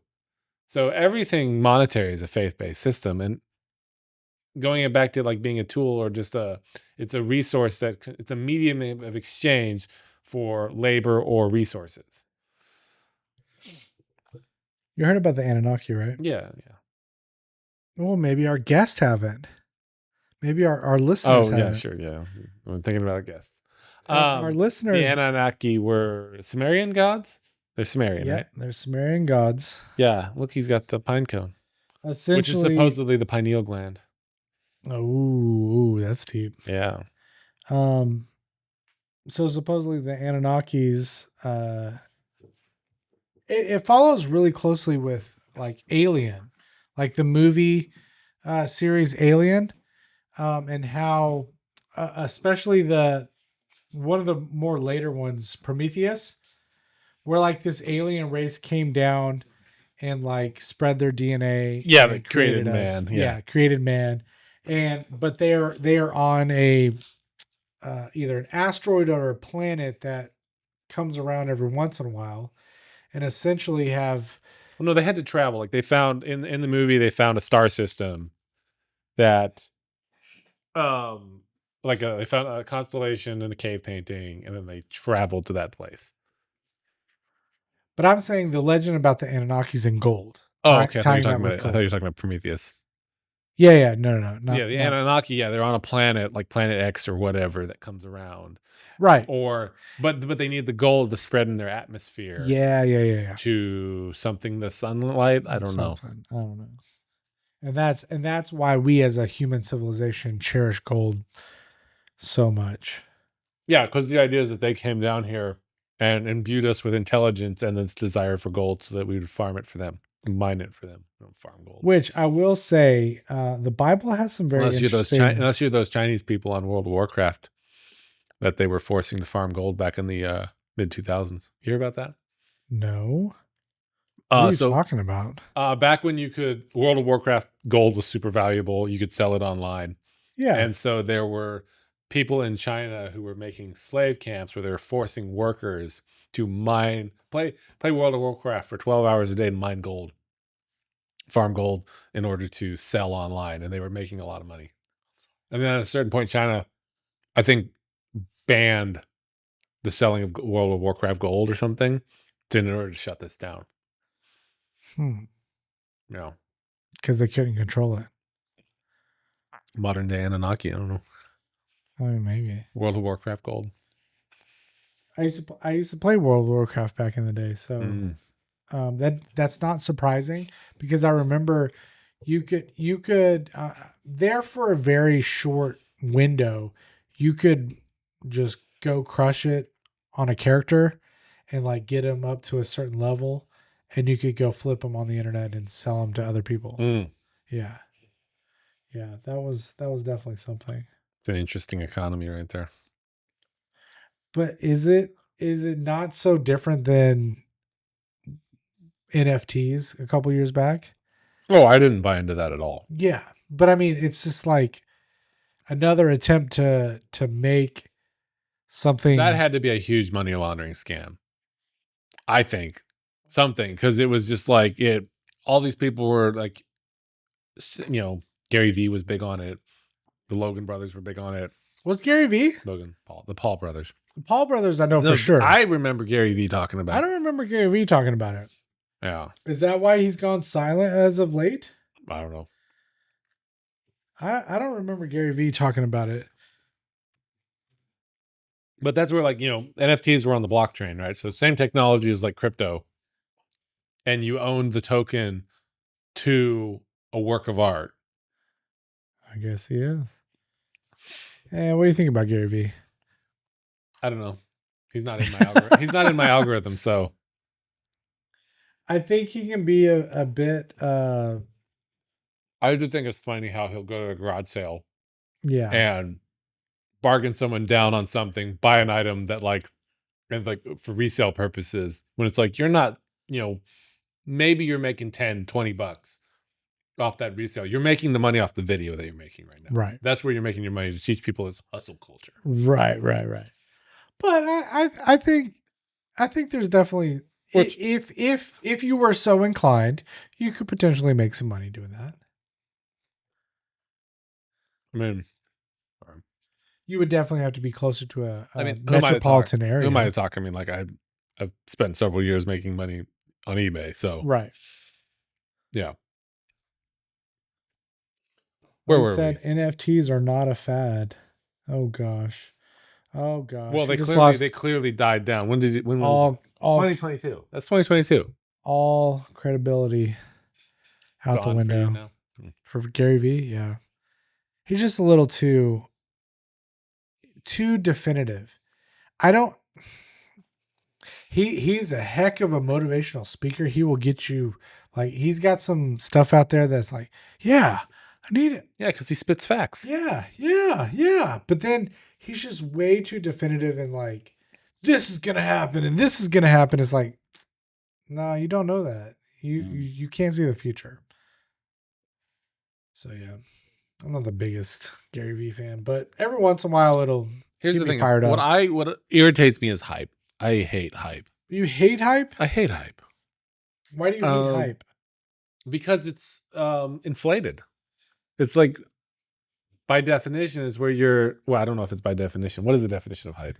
Excessive promotion and publicity surrounding a product, event, or person, often using exaggerated claims to create excitement and interest. Yes. So the exaggerated claims, part of that. Yeah. You know, it like is the hype real? Yeah, I don't get the hype. It never is. Yeah. Yeah. Like something I'm noticing right now with the AI trend in my algorithm. Okay. Is that like, okay, you know, VO3 came out and it's like it crushes everything. It's ending the film business. It's this, that, the other thing. And it's like I keep seeing those headlines on these videos on YouTube every single month. Right. You know, where it crushed Midjourney, this, that, the other thing. It's like you're just making clickbait titles. It's hype in order to get people to click on your video to watch it. Yes. Well, yeah, because they have to constantly, just like we're going to clip this into shorts and get people to watch our show and watch our stuff. We're sucked into it, man. Why don't you go ahead and say some more, oh, you want me to say some trending topics? Say some more trending topics. Uh-huh. I don't know. Maybe I don't like it because I'm not good at it, or What, good hyping. at hyping? Yeah. Okay, Um, so for me, like my dad was a pastor and a salesman, yeah. so I grew up in a where that's like from my perspective as a child, I saw a lot of hype. I'm not going to say falsehoods, but hype, and it Well, just rubs me wrong. Like I'm Captain Undersell. Like I like right, but undersell, it over doesn't deliver. necessarily hype doesn't hype is not equal to, you know, Fabrication, always falsehood. falsehood. Yeah. Not necessarily, but it is the exaggeration It is. by definition of Google there anyway. But excessive promotion, publicity, eh, I don't know. So the recent hype about the Thunderbolts or whatever, Okay. right? Like, Greatest Marvel movie in yeah, yeah, 4 yeah, years, which is yeah. probably they've made a lot of bad ones in the last 4 or 5 years, so they might That's not be true. inaccurate. That's true, and it has a pretty good cast. I would say it's more hype versus bandwagon jumping, right? Like to like Being hit your wagon into blown like, to and fro with every wind of doctrine. Kinda like that. yeah, Christian yeah, hype. yeah, yeah, yeah. It's like, all right, what are we doing? I'm putting that on a shirt, man. Wow, That let's might get some that might shirts be out our there. first Let's get some shirts one. out Logo on there. the back and like your face on the front with what are we doing? What are we doing? Yeah, it's. I get your I get your sentiment with regards to hype and the hate of hype, but also, how else are we going to promote? That's I essentially get it. It's promote. marketing. It's marketing, and I don't like marketing. It's promote. Yeah. To Okay, hype something here's up. what's nice. Like what I do like is not saying that I like gatekeepers, but there's a certain longing in me for the gatekeepers who, if they're honest gatekeepers, which they never are because they're making their dollar too, then you have a vetting process in order to make sure products are good before they make it to market, so you can trust the market more. So like, or people that you trust and know. So like, take again Christopher Nolan. Christopher Nolan's putting out the Odyssey. We're both going to see it. I don't know if I probably won't see it in theaters because I don't tend to go to theaters, but I know it's probably going to be a pretty good movie in comparison to the rest of the movies on the market because it's Christopher Nolan. It's a known factor. Okay. It doesn't need hype, because he's already proven himself. Right. And And finish your thought there. It doesn't need the hype, but there's still going to be hype. yeah, because there's a certain amount of marketing that has to happen in order to pull people in. Sure. But There's I still, just don't like the dishonest nature of hype and marketing, where like we need to oversell a product in order to get people to buy into it. And oh, I I get don't. the reasoning behind it because I mean, you're if after you're the dollars. but if you're not tapped into one of these major advertising streams or major whatever, like that hype is not, that's just regular promotion, if you will. I think it's if you want to call hype, right? If you want to label it, I think it's fabricated for the most part. It has to be. It has to AstroTurf, be. Yeah, as opposed to grassroots, like fake grassroots. right. It has to be. Um, and then if it lives up to the hype, then fantastic. You did a great job. But if it doesn't, then kudos to the marketing team for pulling the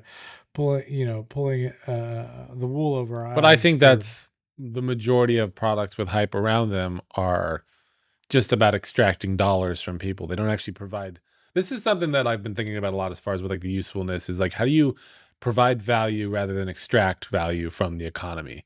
net positive. Net positive. Yeah. It's one of those things with the stock market. I know the stock market's its own animal, but where, if you're a stock trader, a Yeah. day trader, Uh-huh. really all you're doing is I mean, correct me if I'm wrong, extracting wealth from the economy. Um, you're making smart trades and you're improving your own life, but are you improving anyone else's life? I mean, maybe you can argue that by keeping your dollars in the economy, you're allowing companies that are providing value to continue to provide greater value and to research more R&D, research and development, create more good products. Right. Um, by keeping the money flowing through the economy. But I don't know. I feel like you're just going a roundabout way of saying that stockbrokers are scum. I didn't say that. Let's It's get just some. more Let's like get some Christian stockbrokers in here. Come on, guys. This is a it's this is just a more call it's the out. concept of wealth extraction versus, I think if you can even wealth providing. understand all of that jargon, like you've got a one up on potentially making, just like with any major business and business decision and working through legal loopholes and tax reform So and so in my own like selling gear on eBay, I feel the same way about myself with what I do because what I do is I find things for a cheaper price right. and then I turn around and sell them for a market price. Mm-hmm.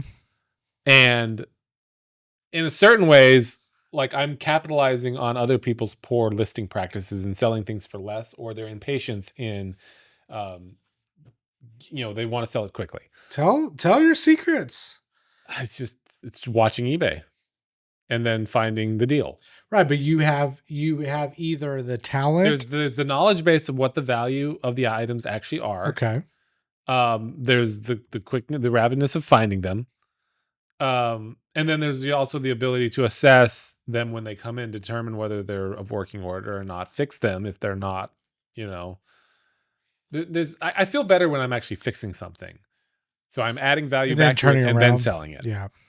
Versus when I just like buy something for $100 and sell it for $200. And shell it off. Yeah. Yeah.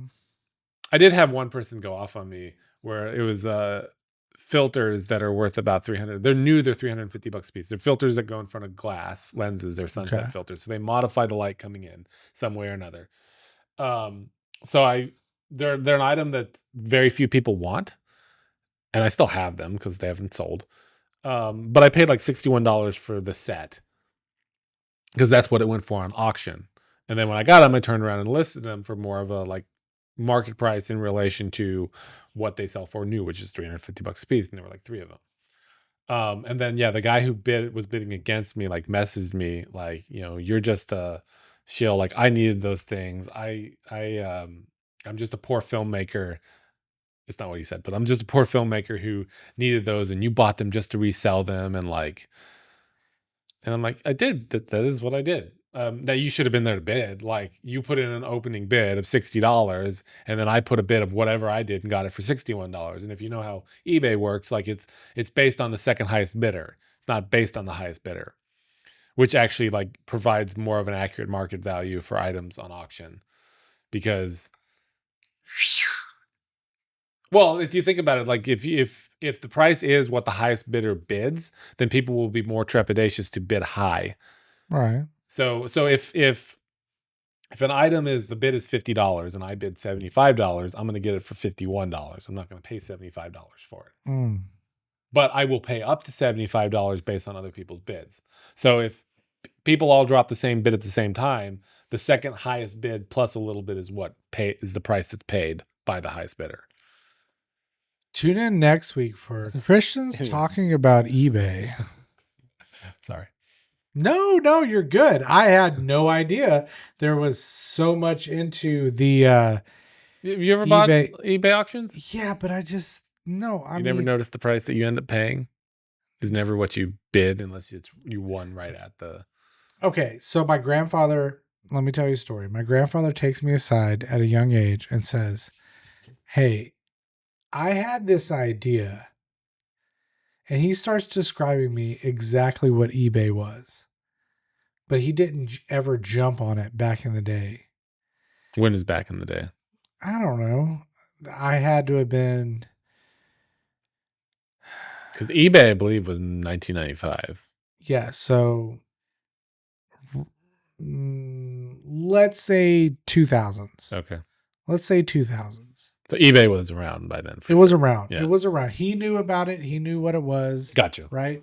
And to all eBay's credit, that was the first online e-commerce that was going on. Yeah, and Right? it was a lot of people didn't believe it would work because they didn't think Right. there would be trust, and you would actually like someone pays for something and then the item arrives in the mail. Right. Now there's eBay's put a lot of there's a lot of policing that happens on eBay now to make sure people receive their product. So he essentially explains to me that you know, he had an idea to do that when he was younger and didn't jump on it, and you know, the regret just kind of like settles in. Is like, oh, sorry, Pappy. Could have been getting 13% of every sale on eBay. You know, but outside of that, outside of its infancy back in, you know, the 90s, early 2000s, once Amazon took off, I always kind of routed towards Amazon because I always felt that eBay was more of a riskier, you have no idea what you're about to get. Hmm. Right. The thing with Amazon now is it's all devolved into a lot of very cheap junk. And it's hard to find name brands anymore on Amazon. Like if you go look for a cable of some kind, it's going to be a bunch of just white label Chinese stuff. If you look for, unless you're looking for like a tablet, like an iPad or a DeWalt tool, something very specific, it's hard to find quality stuff on eBay. If it's general household stuff. Now, apparently your dongle over there is working pretty well, but working pretty well. Yeah. I disagree. I would like to disagree. I'm not gonna go. I'm not a big Amazon fan. I'm not about to like go to battle for. Now there's plenty of that Bezos. junk on eBay too, but eBay has a very nice used economy. It's the place to go for used items. No, I don't disagree with you. And my brother uses it quite often. He actually used to repair MacBooks and buy them broken on eBay and then fix them up and then resell them on eBay. And that's that's adding value. We're taking things that are damaged and preventing them from being e-waste. E-waste. And recycling them into the economy. But then Apple would not have you do that because you're taking from their bottom line because they're not selling a new MacBook because you sold someone a used MacBook. Right. So which is why like they've made things hard to repair. Now recently in the last year, like things have gotten more repairable.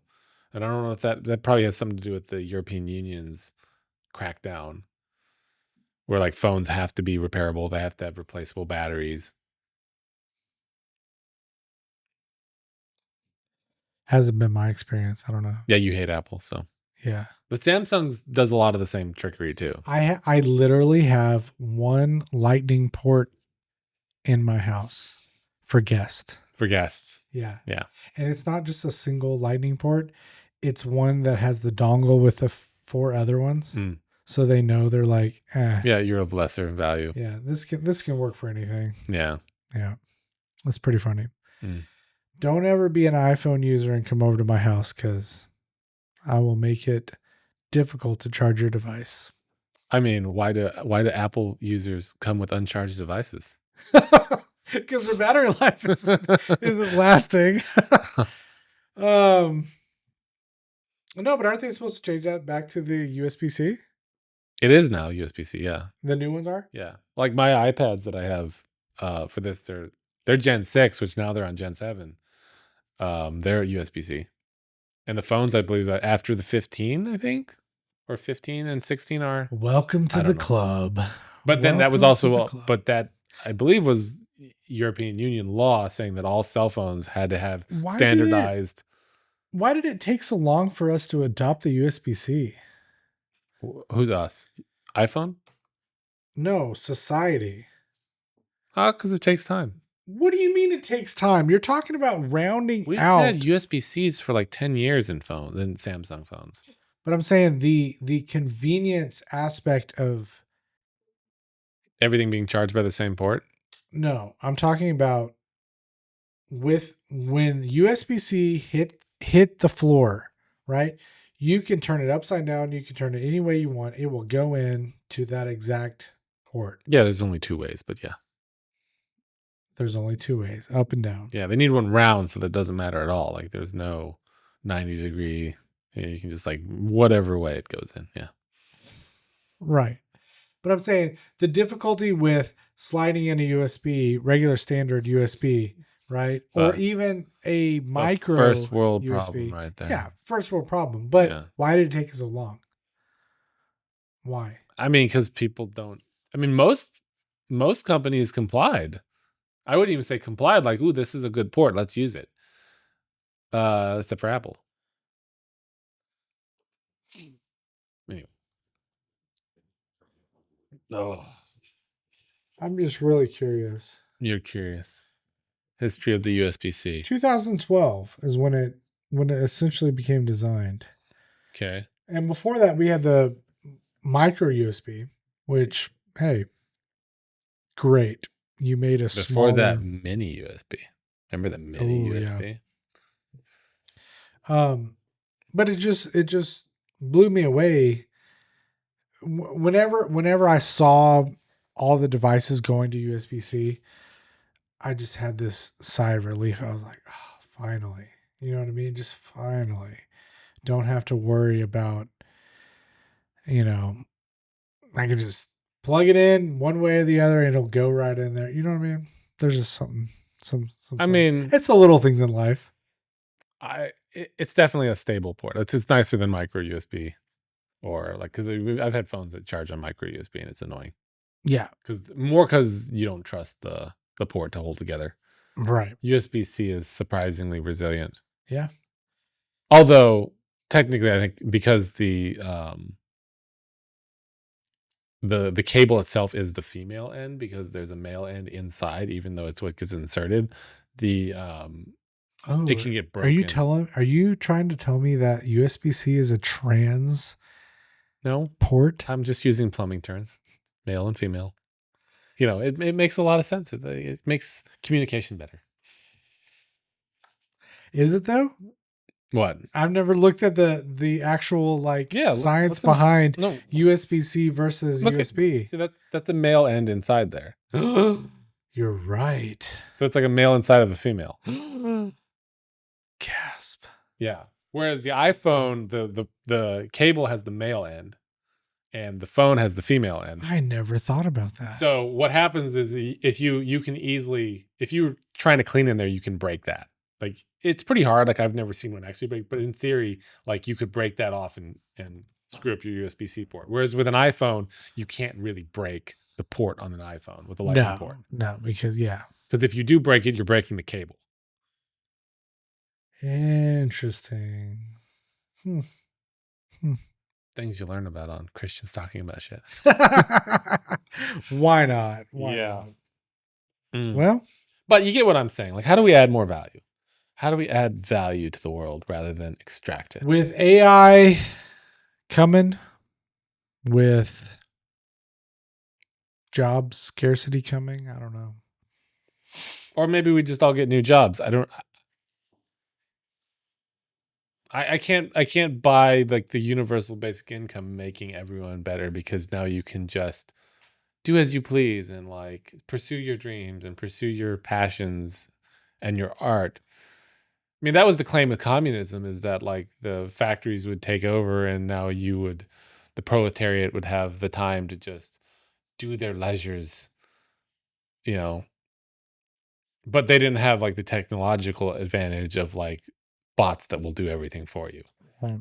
And there's two layers to this. There's the labor done in the digital world, which would be a lot easier to replace, and then there's the labor done in the physical world. And like, how long will it take to have robots who can do plumbing, who can crawl around in an attic? And not very long. I honestly don't know. I don't think very long. And will it be cost prohibitive versus just paying a plumber? Or does the plumber buy the robot and that's their new tool? I don't know. Do we go to like a economy where all businesses are like employee owned? So like you have like a machine shop and there's 10 machinists and they all run their robots and they all get a cut of the profit? Like, does this become an owner's economy rather than a laborer's economy? So, the pilot episode of The Jetsons is essentially It's a deep the cut. wife, their food generator breaks down, and she goes and buys or gets Rosie the robot on a 1-day free loan as a trial. The Jetsons was set in 2062. Yeah, I don't think we're too far away from that. Talking about 5 years away from 2030. 32 years after 37 that. years. Yeah. 37 years. Yeah. Flying cars.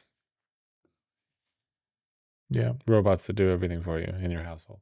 Right. I mean, could be. I don't know. But like it's But what's the value of a human at that point? Well, I'm just trying to think of essentially what kind of shenanigans the Jetsons got into, right? I mean, it's a rosy picture of the future for sure.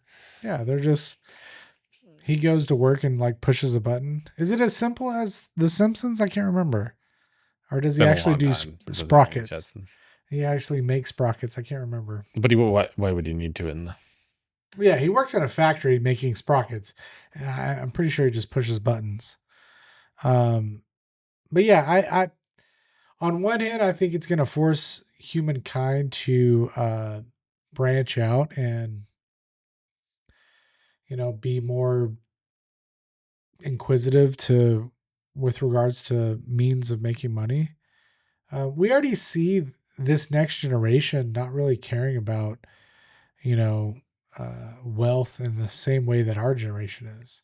A lot of kids nowadays are just choosing to take gig jobs and travel the country and But like, is it non-materialism? Is it nihilism? Is it just not being able to see a future? Like what's motivating that? I don't know. Good for them. Good for them. Good for them. They figured it out early. They're not hung back by a false American dream that they're chasing. Well, I think they're also seeing like the lie that was sold to our generation about college. Maybe Gen X and Gen Z millennials about college, where you have to go to college to get a good job. Right. And now a bunch of people have gotten out of colleges and they can't find good jobs. Right. And they're in debt.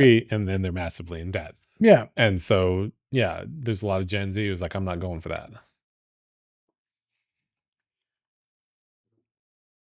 I don't know. So with that being said, automation, robotics in the work field, AI in the work field, what does it mean to be a human 100 years from now? I won't be around to figure it out. I don't know. AI might be able to keep you alive. I won't be signing up for that. No. You're not gonna get CRISPR. No. In your genes and. Have you seen the episode, the show Upload? No. Okay, so essentially the synopsis of the show is that this guy is a tech developer and they're living in the near future where cars are driving themselves, and he gets in a car accident, which shouldn't have happened, but he dies in a car accident, and they upload him to this AI retirement home that his fiance can afford to put him in. Okay. And so his consciousness is in the virtual reality world. And then fast forward a couple episodes, they eventually try and figure out how to clone his body and put him back in there, blah, blah, blah, right? Yeah, that's what I'm afraid of. Well, at that point, like, are you even real? It's like the in Star Trek with the beam me up. What do you call it? Beam me up, Scotty, the transporter? The transporter. Is that actually you coming out on the other end, or is it just a copy of you and the real you like got departicleized and burnt? Yeah, to a crisp. Yeah. There's no way of knowing because the you that comes out the other end has all your memories and thinks they're you. When we get to that point, I'll probably be too scared to try it. Same thing with like the upload thing. Like, how do you know you didn't just upload a digital conscious to the cloud, and now Mhm. you're like, there's a new version of you up there. Well, stick around for season 2. He gets duplicated. Then we have And there's complications. yeah. It's like the Mhm. Altered Carbon series too, where like they're Sleeves. sleeves, and then people are double sleeving, so making two versions of themselves. But the consciousness is held in this like this technological pack that goes in your spinal column. It would have to be somebody way smarter than me to really drill down to what is consciousness. Is it attached to your soul? Is it attached to your spirit? Is it attached to this physical realm? I don't know. Yeah. What does the Bible say about that? We're made up of those different parts. The human flesh. We have a soul. We should have some sort of spirit that dwells inside of us. The spirit returns to God. So like it's not the essence of who you are. It's like your life force or whatever. Right. There's a Presumably. there's a lot of study with regards to crazy things that happen when people die, and like, what actually is leaving the body. I mean, matter is neither created nor destroyed. Mm-hmm. So what is that leaves the body? So I don't know. I won't be signing up for it because I know that, that's ultimately right. That's foreshadowing. But what if it's just prolonging your physical body? I don't want that. Jesus, take me now. Like, I don't want this physical body anymore. I want a new body. I want a new body that's, divinely created by God, that's no longer held by maybe earthly desires. I don't know. You know what I mean? Take the carnal desires from me. Maybe. But yeah, I'm not signing up for that. But I'm afraid that it's not going to be a quick, definitive, this is what happened. I'm afraid it's going to be a slow, progressive, like eating away at society. And I then don't know. hope, the next day you wake up and you're like, thing is, like with Bruce Willis and freaking the Surrogate. that wasn't a very good movie. I thought that was kind of cheesy. Bubble Wrapping Society. Yeah.